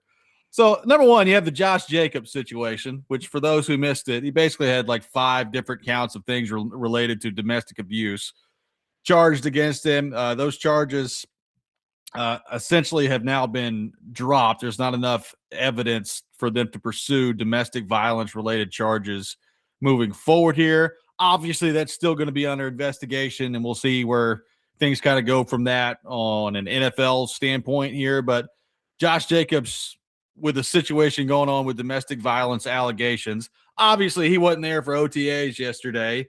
So the Packers, Joe, originally had a Matt LaFleur press conference scheduled for 11:05, practice at 11:20, and then after practice they had player availability. Well, of course, in the wake of this Josh Jacobs stuff, apparently the players just can't handle that. You know, they can't handle being asked about, Josh Jacobs. So they canceled player availability and just let LaFleur go out there and do it, which, as we know, that's what you need, is more Matt LaFleur up there answering questions about stuff. And by the way, just quick aside on all this, like, these guys are professional athletes. I understand that they didn't do anything, and, it's not really their place to answer for what Josh Jacobs has been alleged to do. It's also the Green Bay media. Like, the Green Bay media is going to ask them, like, 2 questions about it. You could say basically the exact same thing that Matt LaFleur said, which is, hey, we've put out a statement as an organization. I'll refer you back to that statement. And then the Green Bay media is going to move on and start asking about football, because that's what they do. And that's exactly what they did with Matt LaFleur yesterday. They asked him about it a couple times, and they're like, so Tucker Kraft, how's the ACL coming there? So, like, I don't know what you're scared of if you're the Green Bay Packers. So that's the one thing. Let's be a little bit, less soft when it comes to some of this stuff. Also, like, I haven't done this yet, Joe. Can you explain to me, last year, right around August, you make a move to go all in if you're the Green Bay Packers. You go get Micah Parsons. You give up a couple first-round picks to go get him. You bring him in. You feel like you're in a championship window to compete. You get him, and everybody feels like you're right there in terms of a list of contenders in the NFC. And then this offseason, you've lost Romeo Doubs. You've lost some people on defense. Your corner group's not any good. Your big signing was Zaire Franklin at middle linebacker this offseason. You've basically done nothing. Your wide receiver core right now is Christian Watson, who's a good player but gets hurt all the time, and Matthew Golden, who didn't do a whole lot as a first-round pick that you're banking to turn into basically Justin Jefferson this year with the way you've structured your offense. And now you got Josh Jacobs in legal trouble. So, like, right now, like, the Packers aren't making the playoffs. They're not going to make it. So we've gone from a year ago, Joe, we're all into trying to win a championship. I am convinced that they are not making the playoffs this year. Wow. Well, if that's the case, and you make fair points on their offseason, I think it was underwhelming, and obviously this is a terrible situation with Jacobs. If that's the case, you will at least get your wish, right? I mean, you'll get your coaching change. And they just signed him to an extension. He can't not make the playoffs and survive, can he? I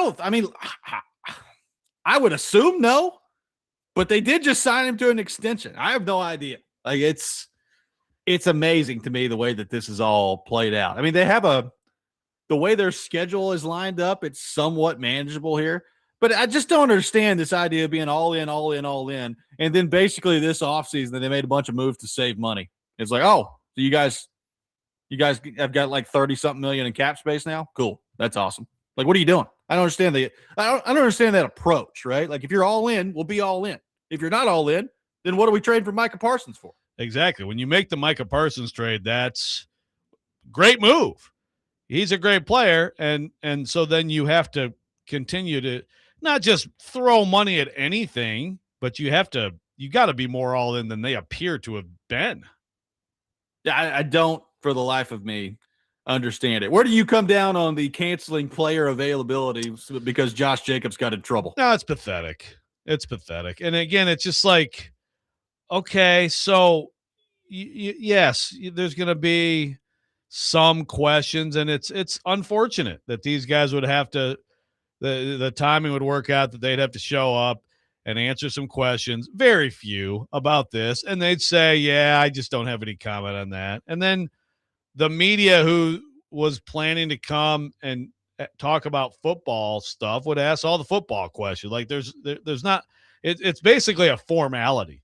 Why are you so soft that you can't even you won't even expose them to a formality, And again, allow the big picture of it is allow then, other questions to be asked, more different stories to be generated, different conversations to be generated, because most of the questions would be about stuff about that particular player or the offense, the defense, whatever it is. It's soft and weak, but I don't know. It just seems like, I don't know if it's like more frequent these days. It feels like it is, but then sometimes I'm like, well, am I being old man yelling at cloud? I don't know, but it feels like it's more frequent these days that you try to, just remove the whole situation. And sometimes that makes it worse.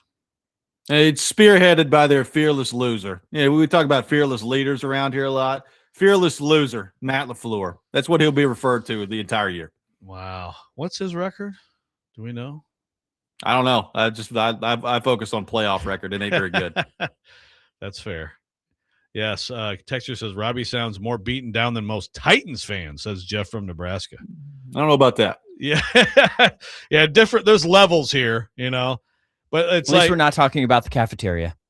That's true. Yeah, that is. I mean, with the Packers. I mean, I don't know. I don't know what the seed oil count looks like in Green Bay. I know that LaFleur and Saleh are boys, so it's probably not a whole lot of seed oils in Green Bay. Be my guess. Well, Wisconsin does have some interesting food situations up there as far as what they like to eat. Interesting, more like amazing. Yeah, lots of cheese.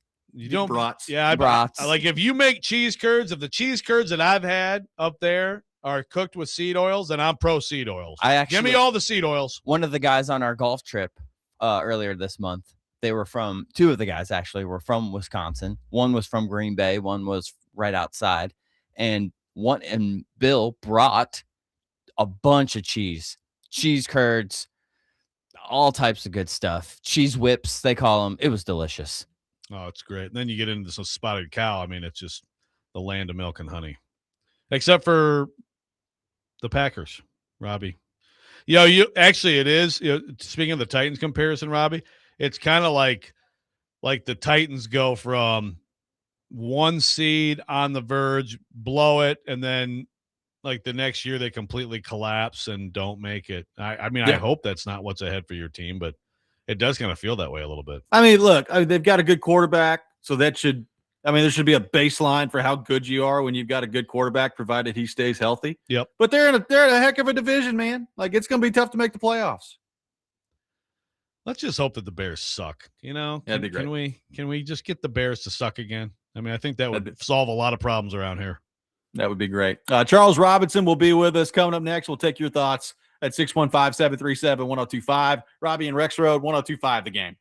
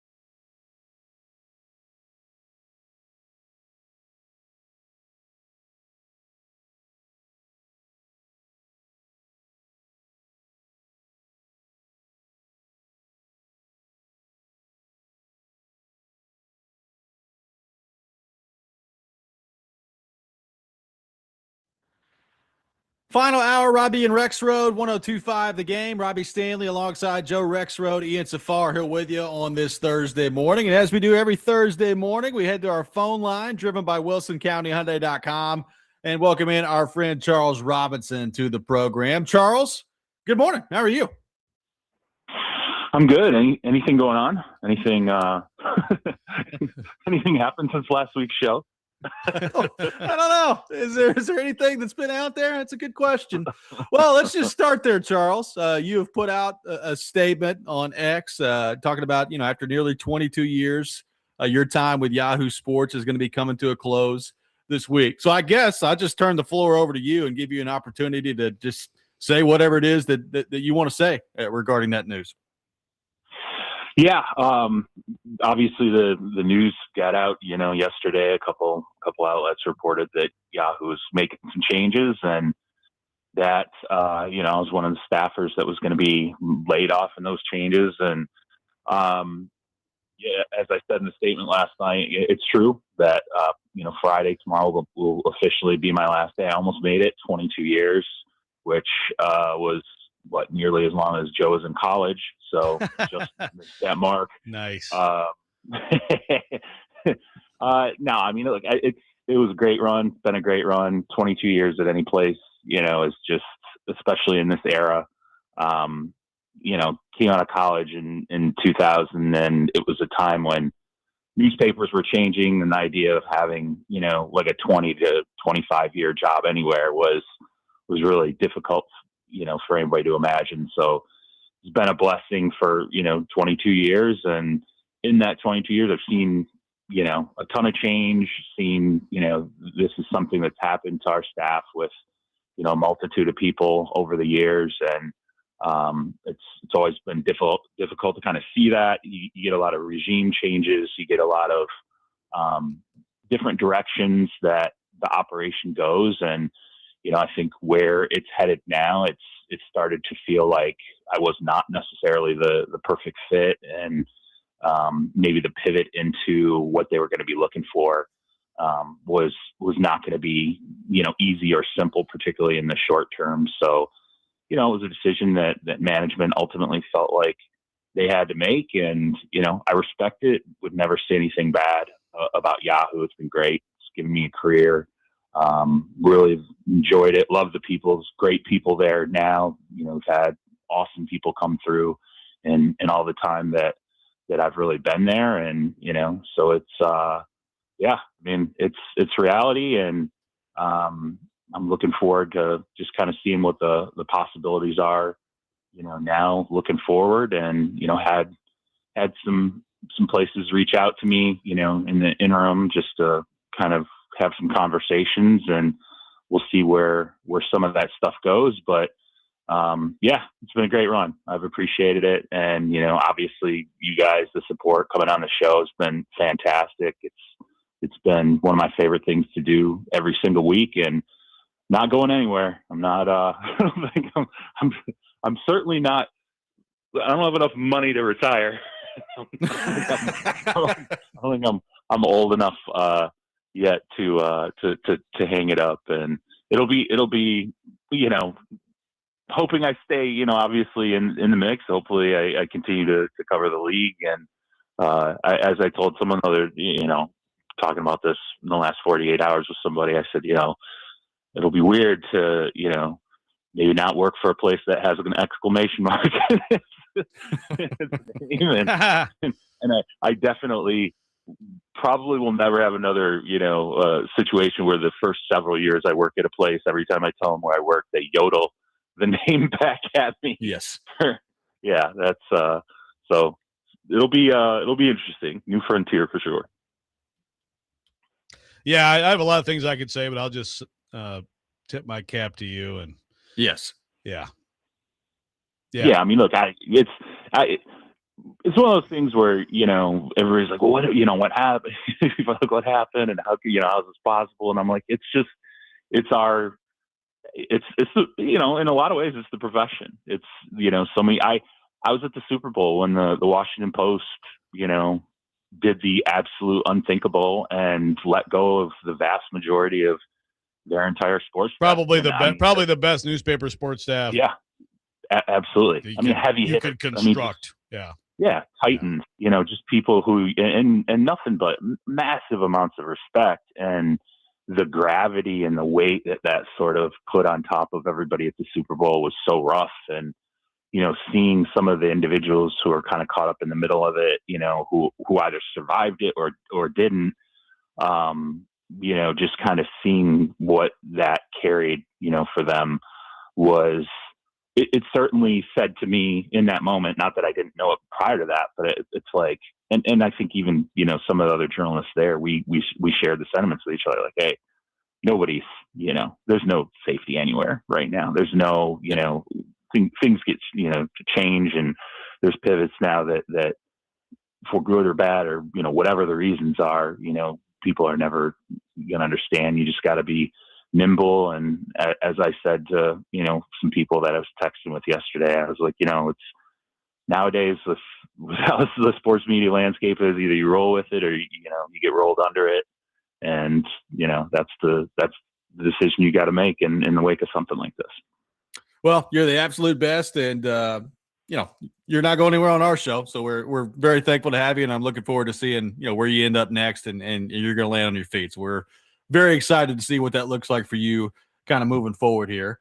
So, Charles, on the Josh Jacobs front, we just talked about it a little bit. You had the situation where there's basically like 5 counts of domestic violence related charges that ultimately don't have enough, I guess, evidence yesterday to be pursued and moved forward with, at least at the moment. I'm sure the NFL investigation is going to continue and all these things, but where do you think number one, where do things stand with Josh Jacobs, and where do you think things go from here? Well, so I'm sure you discussed the Brown County District Attorney's Office. He's been released from custody, obviously, and they've announced that the investigation is, to use their words, remains open and ongoing. And obviously, Josh Jacobs' camp has come out and they're pleased that, charges haven't been filed at this time. I would just say that, again, different localities handle these kinds of things differently. This is 1 felony and 4 misdemeanors. Typically, and again, there can be a different line of reasoning, for every, set of authorities in every county and every state. But usually in situations like this, there's reason that the DA's office has been led to believe, okay, there's more information here, that basically everything that we have in hand is not all that is potentially available to us. And before we make a move here, one way or another, which is to just, again, you can reach a scenario where the DA's office says, we were not going to be pursuing charges. Like, they'll just make the statement, we're not going to pursue charges, and we're moving forward from this, and we could not find the evidence to pursue charges. Or a statement like this, where it's like, okay, they're sending the indication that there's other information out there. We're led to believe that credibly there's other information out there, and so now we want to pursue this before we take the next step and either make formal charges or not. And at times too, depending on what the information that's brought to hand, you can enter a grand jury and, send the set of facts to the grand jury, and the grand jury will decide whether or not they want to indict a person on what the charges may be. And there's another thing too. Like I said, it's a felony and 4 misdemeanors. There have been cases in the past, over the, 25 years I've covered the NFL, where you will see whatever ends up developing the charges or the things that they're looking at could be reduced, or it could be expanded. It could be a situation where, it gets sent to a grand jury and there's multiple, felonies that end up with an indictment, or the scope of it gets changed, through the grand jury process. So I would just say that not good for the Packers. Clearly, it's a really concerning thing to think about. The league is certainly absolutely on top of this. This is, this type of situation is priority 1 for them when it comes to, any alleged violence with players. And, so there's going to be very, very close scrutiny that will not only lean on the DA's office. And I would say, just from past history, the league will have everything. They'll look at the commissioner's exempt list. They'll look at, whether they can move forward with their own suspension if the DA's office does not ultimately move on this for whatever their reasoning is. The league feels like there's enough traction for them to make their own decision. So I would say it's, at this point for Josh Jacobs, it's two parallel things right now that he and his camp and certainly the Packers are focusing on, not just the DA, but also how the NFL is digesting this. Meanwhile, Charles, so you got Jackson Dart introduces President Trump at an event. Abdul Carter basically says like WTF on social media. Some people scream at Jackson Dart. Some people scream at Abdul Carter. Right. Generally, depending on where their political leanings are. But they talked it out. Now apparently there's been a big conversation with the whole team. Where does this end up? Yeah, politics is always. This is a lot of fun nowadays. Yeah. In the team structure, and this is, it's. I will say that it was important for the Giants and the coaching staff and the front office that once this happened and it became public, as you said, Abdul Carter, I mean, it very quickly mushroomed on social media that, okay, this is not going to be something that's a private problem. This is clearly a public problem. And just because, Abdul Carter speaks up does not mean he's the only one with thoughts on it. There's always, whenever politics gets injected into a locker room, it's no different than our society now, right? I mean, everyone can fall into their own silo, and the last thing the NFL teams want is athletes siloed with each other, maybe personally over personal issues or political leanings, and that the best way to resolve this is not to wait, to discuss it. It's to get your team leaders together and to immediately, sort this out. And John Harbaugh it was not his first rodeo. Like with the Ravens, I can tell you that the locker rooms he oversaw with the Ravens for many, many years were very tightly wound locker rooms. They had very, very opinionated leaders who had a lot of different thoughts on, whether it was football or life or how the locker room was functioning. And, I can promise you that in his years with the Ravens, there were a lot of hash it out meetings with players on those Ravens rosters. So for John Harbaugh, I think he, part of this is just having a head coach who has the experience to know, okay, we can't let this fester. This is something we're going to have to talk about now. We've got, organized team activities. We're going to have our full squad mini camp. Let's get the people, the voices in this locker room who are respected, the leadership that we have. Let's get everybody together, and people are going to be able to say how they feel, talk about it, and try to ultimately move forward with it. And that's how you get, Brian Burns and, Jameis Winston and Kayvon Thibodeau and others that, take part in this. It's funny because you guys know this. I mean, sports, it mirrors society. I mean, it mirrors the things that we fight and argue about on social media or in our own friend groups or our families. That happens in locker rooms. I mean, it's very much an ecosystem of the reality that we live in. And it's, I'd say for the Giants, the fact that everybody, the leaders, the people that have gravity in that locker room, were able to get together and already talk about it at this point speaks to having a functional honestly, having a functional coaching staff, because this is the type of off-season stuff or even in-season stuff that comes up, that happens. And inexperienced coaching staffs with things like this will not hit it head on, will not urge leaders to okay, let's get in a room together. We're a family. Let's be a family and sort it out like a family. And doesn't mean that we're all going to hold hands and agree with each other at the end of the day, but there is respect to be found on the other side of this if people can just talk to each other about it. So, Charles, Matthew Stafford has got a revised contract, and there's some rolling guarantee numbers after 2026 and 2027 that are included in this now. So what do you think this means for, like, Stafford, how long he wants to play? You've got Ty Simpson in the fold now in LA. How do you kind of view what all this means for Stafford and his future?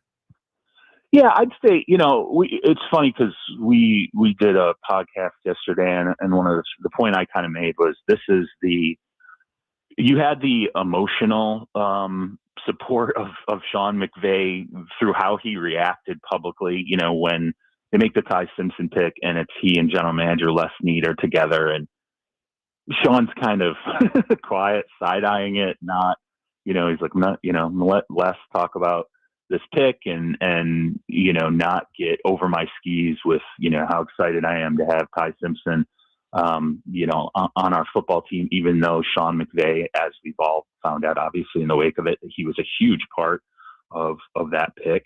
And, I think that was obviously his, tactical way of supporting Matthew Stafford publicly when it first happened.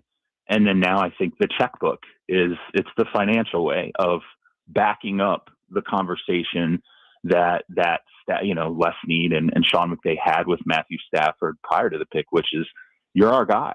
Like, you're not going anywhere. We want you here. And, when I last spoke to the Rams extensively about Stafford, it would have been in camp, last year. And at that time, I remember McVay saying to me very specifically, and this was when they were very worried about, Matthew Stafford's back and how this was going to hold up long term. But McVay at the time said to me, look, it's this, we feel like if we got to sit him, for a while and get his back right, that's fine. Because in my mind, it's not just a 2025 thing. It's a 2026 thing and beyond. And with the level he can continue to play and process at this, this game at, and how comfortable we are with him, if his health holds up, we want to have Matthew as long as he wants to be here. And McVay suggested even at that time, that could be, into 2027. Like, let's see what this looks like. So I think,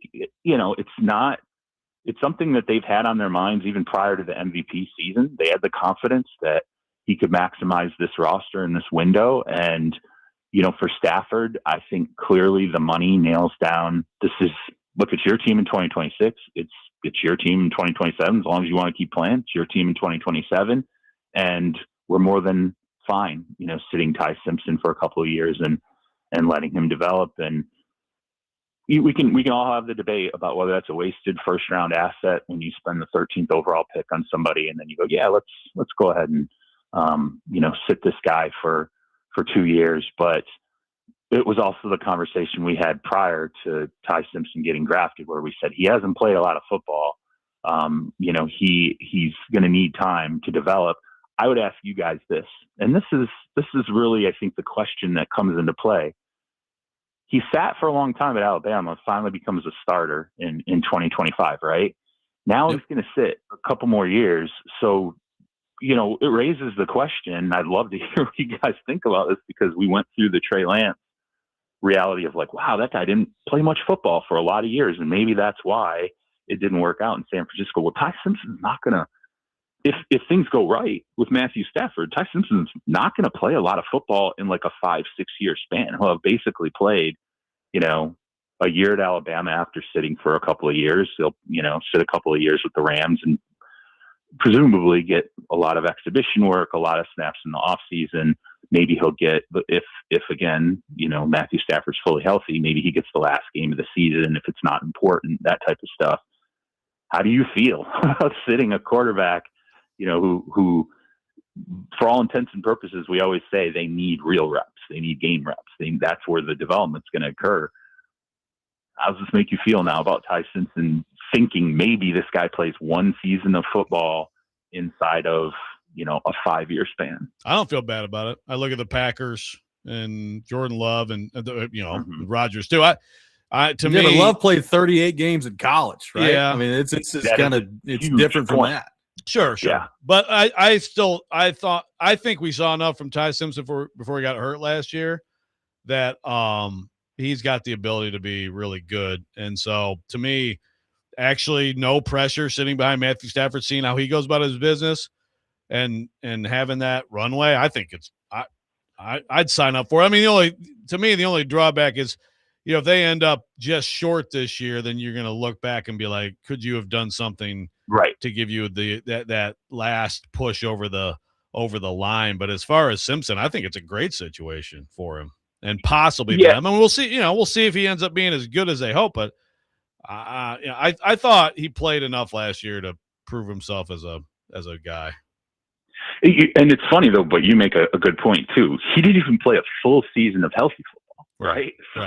So it's an even more narrow kind of band that we've seen with him, in that his best football, the snapshot, was so limited, and it was so drastically different in terms of, hey, what the best of him was in 2025 and what the worst of him was. And Robby makes the fantastic point that, Jordan Love, he played a ton he started a lot of games in college. He's very experienced coming in the league. It's going to be an interesting experiment now, I think, for the Rams. And the other things that play into this too, Joe, you said, what if they come up a little short? It's not just that. We know who they were probably going to take. It was either going to be Kenyon Sadiq, the tight end out of Oregon, or it was going to be Mekhi Lemon, the receiver out of USC. I personally think they would have, if it had leaned into, hey, we're not going to take a quarterback. We're going to, like, Sean, what's the piece you really would love to have? I think it probably would have been 51% Sadiq, 49% Lemon. So now we'll watch those two players, right? And we'll see how there's like going to be guys out there where you can tangibly go, well, they were definitely on these guys. And so these are the pieces that they're missing. And then I think the other interesting layer to this too is, knowing Stafford's mentality, he reminds me a lot of like Drew Brees and Drew Brees's, final years with the Saints, where if Drew Brees was banged up, he did not, and he was like this his entire career, he did not want anybody else touching that team. He did not like that. He didn't like when he got hurt and Teddy Bridgewater stepped in and started, a slew of games. I remember talking to, people in New Orleans, and even before he wasn't supposed to be throwing, and there were people that worked with the Saints, and they were like, you wait, he's going to do something to remind people that he exists. Next thing you know, he shows up he posts a video on Instagram and throwing the football. And like, everyone's like, is he even supposed to be throwing a football right now? like it's not, but that was kind of Drew's way of being like, hey, yeah, you guys all love Teddy Bridgewater right now and things are going how they're going, but don't forget, this is my team. I'm coming back. And I think if something were to happen with Stafford, like let's say the back flares up at some point and the Rams go, let's be careful with this and we'll sit him for a couple of games. And then Ty Simpson goes out there. How he plays is going to be interesting, because I don't think, Stafford he's the kind of competitor that, sure, he's going to want them to win and succeed. And I think he'll be fun. I think he'll be fine with Ty Simpson in terms of just lending him his ear and, helping him to learn. But I think Stafford's like, this is my team, right? Definitely through 2027. I'm not going anywhere. This is my team. And it adds a really, really interesting dynamic on top of it. And man, I'm going to really love watching Kenyon Sadiq and Mekhi Lemon and wondering if either of those guys has great success, quickly with either the Eagles or the Jets. It's going to be hard not to wonder, man, what would that have looked like inside the Rams offense? Oh, and by the way, on top of all that, you have to determine this year if, Puka Nacua can behave himself and you can pay him all that money you're going to pay him. Yeah, that's a easy decision, right? Do we make this guy the highest paid wide receiver, in the game or not? Because if it were not for any of the off-field concerns with him, certainly the on-field product. It's suggestive, absolute brainer. He immediately becomes, Jackson Smith and Jigba plus $1, if not more.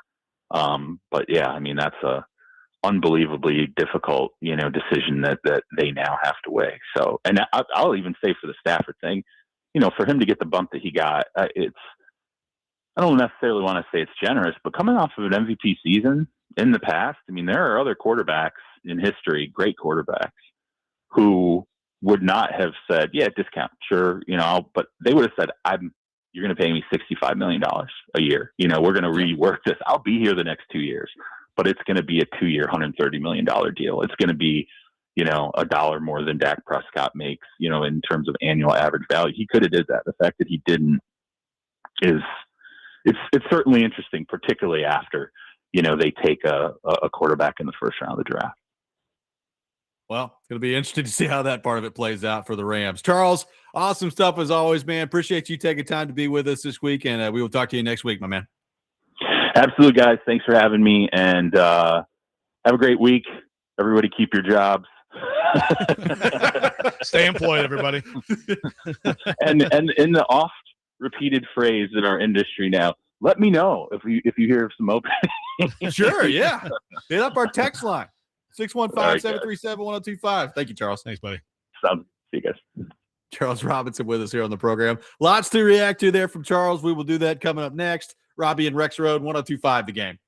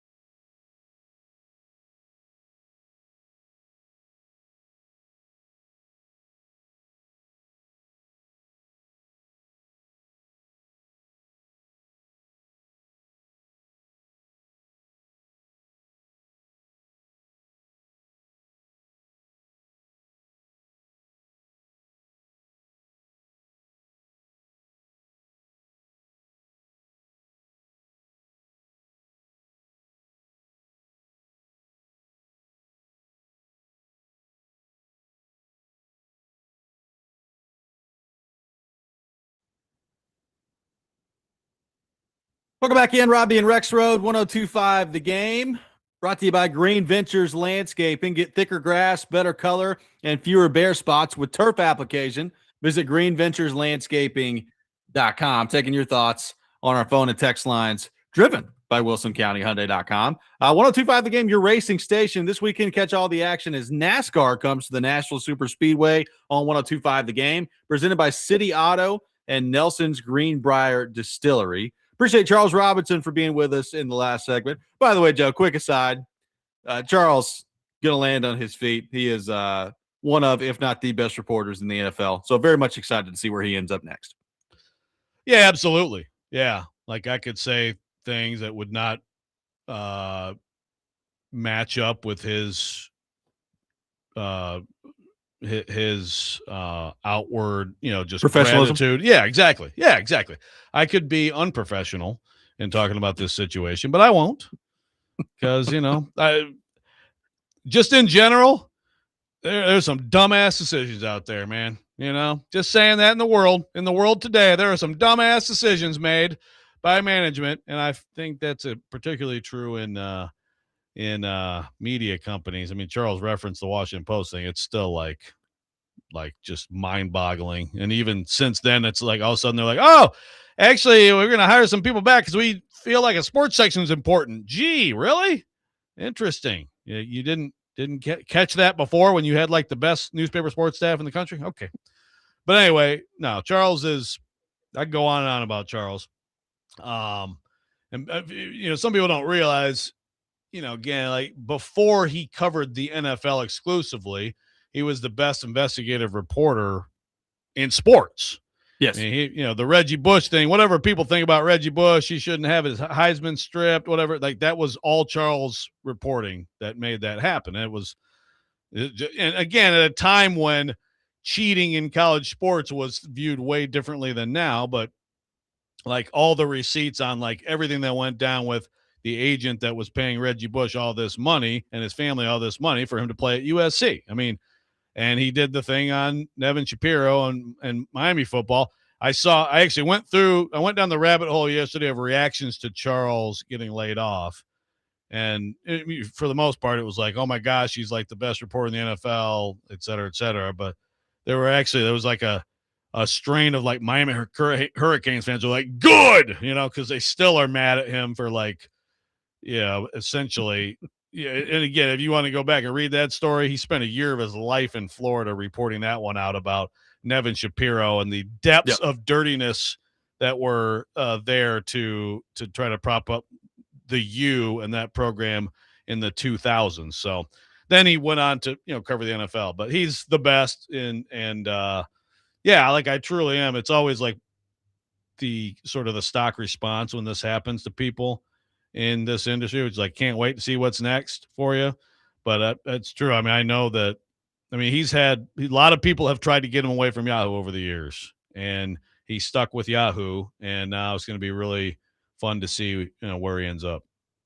Let's head to our phone line, driven by WilsonCountyHyundai.com. Welcome in Mark in Nashville to the program. Mark, good morning. Thank you for calling in. Hey, good morning, Robert. Good morning, Joe. What's up, Mark? What's up, Joe? Joe, I'm gonna get back to you in a minute, but Robbie, I heard you ranting earlier about your Packers and stuff. Rob, it's not on LaFleur. Now, did they make a bad decision bringing Parsons in? I would have gave up 2 first-round picks, and yes, they were all in, but they've lost a lot since then. Robbie Dobbs, Wicks. You can't depend on Christian Watson, man. I mean, like you said, he's too injury prone. I think that offense just went down. Tucker Kraft's gonna try to come back from ACL. And then like you and Joe said, they're in a tough division, man. I don't know, man. I don't. They may not make the playoffs this year, Robbie. I know you're not a big fan of Matt LaFleur. I like him though, man. I think he sucks. I think he's a top 4. Huh? He sucks. Top 4? Okay. I like it. Top 4. I'm with you. I think top 3, maybe. Yeah, I think he's a top 4 play caller. In the National Football League. He's a top 4 head coach in his division. He is top 4 in the NFC North. Yeah, you're probably right. You're probably right about that, Robbie. Minnesota, Chicago, they'll all pass him and stuff. And I hate it for Jordan Love, though, man. I think Joe would love top 10 quarterback. I don't know what you think about that, but I think he's a top 10 quarterback if he can stay healthy. I mean, they still got a good team, but is Parsons going to be Michael Parsons of old coming off this injury? Well, you don't know that yet, but they have lost a lot of people, and they really didn't go out here and hit free agency real hard either, like I thought they would, Robby. But Joe, back to you. Joe, I want to know, first of all, are we still on come June talking about Joe Money, my guy, and you talking about the quarterbacks and stuff? Because I want to ask you and Robby to allow me to have 15 minutes that day on the show where you and I could debate about this. Because, see, Joe, the public wants to see that. They want to see that. They've always wanted to see it, Joe. Yeah, another biscuit, Joe. Come on now. They've always wanted to see that. Yeah, well, we can get into that. That 15 minutes is a long time. We have it? We can get into it. I mean, again, I've said my piece, but I can say it again. I said it yesterday. John Elway's, someone people don't talk about enough. But yeah, but Joe, we're gonna put this.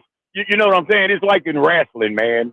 Lose or leave town or whatnot. We're gonna have to end this, Joe, with Joe Montana. You know how I feel about him. I kind of know how you feel, but Joe, I don't believe you when you say the things you say, though, Joe. So we're gonna have to kind of put this to the end. I know you're gonna be on the show with Adam Vinya today, so Joe, give me a shout out when you get on there, man. But hey, there we go. We'll see y'all later, Robby. See you, Joe. Thank you, Mark. Will do. See you, Mark. All right, see y'all, man. How much further ahead of Tom Brady do you have John Elway? I don't know, but I just think that John Elway, when we talk about all these quarterbacks, and I saw something recently. I don't remember if it was like a rating. I think it was something on ESPN. Some of the guys on ESPN are writing about this. The John Elway thing is polarizing because some of his efficiency stuff and consistency isn't there compared to, his top peers of the era. But I mean, I would argue that he's as good as anybody who played back then. And he's not mentioned maybe enough among the best of all time, at least to get into whereas Montana always is. And you're comparing very different situations and very different players. I mean, John Elway was he was one of the best athletes in the NFL playing quarterback, and Joe Montana was, again, in a great situation. He was also great, but I'm just saying, throwing to Jerry Rice or throwing to Ricky Nattiel, sometimes there's a little bit of a difference there. No, all due respect to Ricky Nattiel. Great player. Let's head back to our phone line. Welcome in Nate to the program. Nate, good morning. Thank you for calling in. Hey, how's it going, guys? Good, man. Good. Yeah, look, man, it never fails to amaze me how radio guys feel like they could do a GM job better than the GM. You know what I mean? Sure.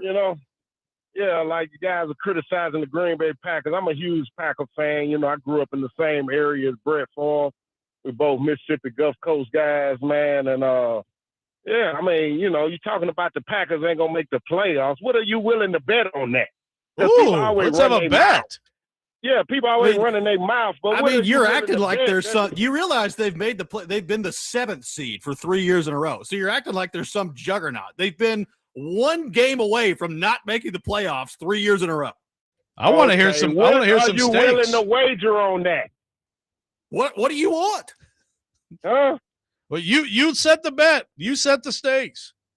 I don't know, man. You got to be, because I mean, you know, all you guys are in love with the You don't know. Bears. What are you willing to wager on it? I don't know, man. I know they're going to make the playoffs. I know they're going to make the playoffs. You know, you're in love with the Chicago Bears coach and the Minnesota Vikings coach. What have they done?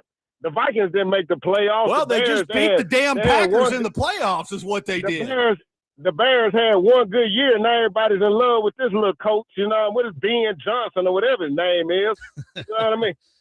You know, so, you know, enjoying love. I mean, the only reason the Packers went better last year because of injury, man. And you know this. If Tucker Kraft wouldn't have got hurt, you know, yeah, man. And probably had more to do with Micah Parsons getting hurt, but yes, I'm with you. Yeah. So let's agree that we love the Packers and we hate the Bears. Okay. I agree. Yeah. If the Packers make the playoffs, you need to call back and talk to Rest or Robby. All right. Thanks for taking my call, guys. Thank you, Nate. By the way, I'm a Packers fan. Yeah. Terry in Nashville says Packers suck. Bear down. There you go. There you go. We'll find out. I mean, Jordan, Love. You may be right. But like right now, if I was forced to bet, I think I would still bet on the Packers being a playoff team. We'll see. Yeah. So I guess we'll find out. I don't know. We can set some stakes on all this. Packers or Lions? Which one? Packers. Okay. Yeah. I'm trying to find the odds here. That's a quick answer for me. Oh, let's look at the what the odds say. Yeah. The I'm NFC interested. North. Do you know who the favorite is in the NFC North this year? My guess according would be to the FanDuel Sportsbook, Chicago Bears. They are third. Green Bay Packers. Detroit Lions are the favorite. Oh boy. Yeah. Okay. Plus 150. The world will never learn. Okay. Plus 150. What are the other teams? Packers are. Let me pull that back up. Packers are plus 250. Bears plus 320. Vikings plus 500 with their video game quarterback. Yeah. Yeah. Okay. Interesting. It's a tough. That's the thing is for all these teams, it's a very tough division. And I mean, we've had fun with Kyler Murray. I will say, I'm somewhat intrigued by Kyler Murray throwing to Justin Jefferson and Jordan Addison. Like, don't tell JJ McCarthy that he's not giving that job with up. Kevin O'Connell. Yeah. Okay. Just telling you. Yeah. Well, he shouldn't. He shouldn't publicly give it up. But I'm somewhat intrigued by that. And then the other three, have obviously have strong teams, and hopefully the Bears will take a huge step back, right? And that's really like as long as like the Bears stink this year, then I really don't think anything bad can happen in the NFL. I'm with you. We'll wrap up the show coming up next. Take more of your thoughts. 615-737-1025. Robby and Rexrode 1025 The Game.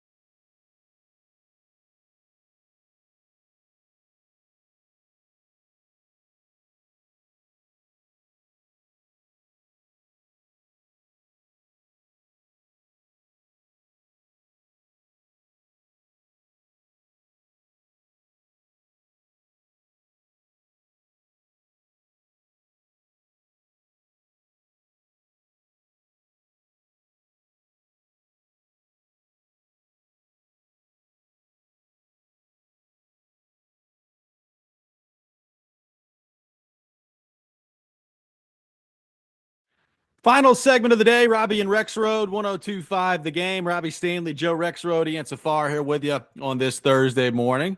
So, Joe, I guess we should have our eyes on Big 12 Media Days today, or spring meetings, and see what Texas Tech has to say in response to Steve Sarkisian saying that their backups could play Texas Tech's schedule and go undefeated. Sounds like they're, according to Chris Vanini, who we had on earlier in the show, very much ready to talk about that. All I know is if the Texas Tech people are telling reporters, hey, we really want to respond to this, and they're selling it big, right? They are selling it. So I'm expecting something. I expect something a little more than just a little shot back at I expect some sort of find us whatever, like underwater ballet class at Texas that you can rip or something like that, I want to see some serious stuff here coming out of Texas Tech. Yeah, Sark is arch in a Texas Tech hoodie or something. Yeah. I mean, Sark disrupt the team chemistry. Sark has been on one with a bunch of stuff. Did you see the stuff he said the other day about the SEC playoff? Yes, I did. So now he's talking about, and then we could have our own playoff to get to the SEC championship game. I'm like, what? I can't even keep up with the stupidity. 30 games, Let's just start in May and let's go through January. Right. With the way these people are looking at this, we're going to end up with a 6-game regular season. So now all the ADs are going to freak out because they're like, well, we don't have now our home games where we make all this revenue by having home gates. So I think Sarkisian's feeling the pressure a little bit. That's just kind of my general takeaway of him this offseason. If they don't perform this year, he's going to be in some serious trouble. That's my takeaway on all this from him. Yeah, I think that's true. Now, I've also seen friend of the show, Ari Wasserman, suggest, and he may have something to this, the way he's talking trash right now is that of someone who knows he has the best team. So maybe I will say that if Arch is going to build on what he did at the end of last year, and now you bring in Cam Coleman, with everything else that they have, there's no room for excuses. No, no doubt. Oh no room for excuses whatsoever. I mean, they're gonna be really good. They're gonna be in the playoff. They're gonna be in the mix. I don't know, but I think you're right too. It's like when you get to this point, then you gotta win it this year or get awfully close, I think, or he will feel the heat quickly. I mean, he talked about Franklin. They're gonna have to overcome that early season loss to Tennessee at Neyland Stadium. So if they can do that, we'll see if they can manufacture a way to get the playoff there. But you got Ohio State and Tennessee first month if you're Texas. Yeah, seeing a 24-team world, Peyton Manning, lose both those games and be fine. That's great. That's what we want. Lose them all and still get in there. Lose a few. You're fine. It's fine. That'll be good. Well, that's going to do it. We'll keep complaining about this. Oh, we're not going to ever stop complaining about this. That'll do it for us today here on the program. Hope everybody has a wonderful rest of the day. 615 open day out at Hermitage Golf Course. I'll have you covered from that all day long as well. Next man up, coming up next, you're listening to 102.5 The Game.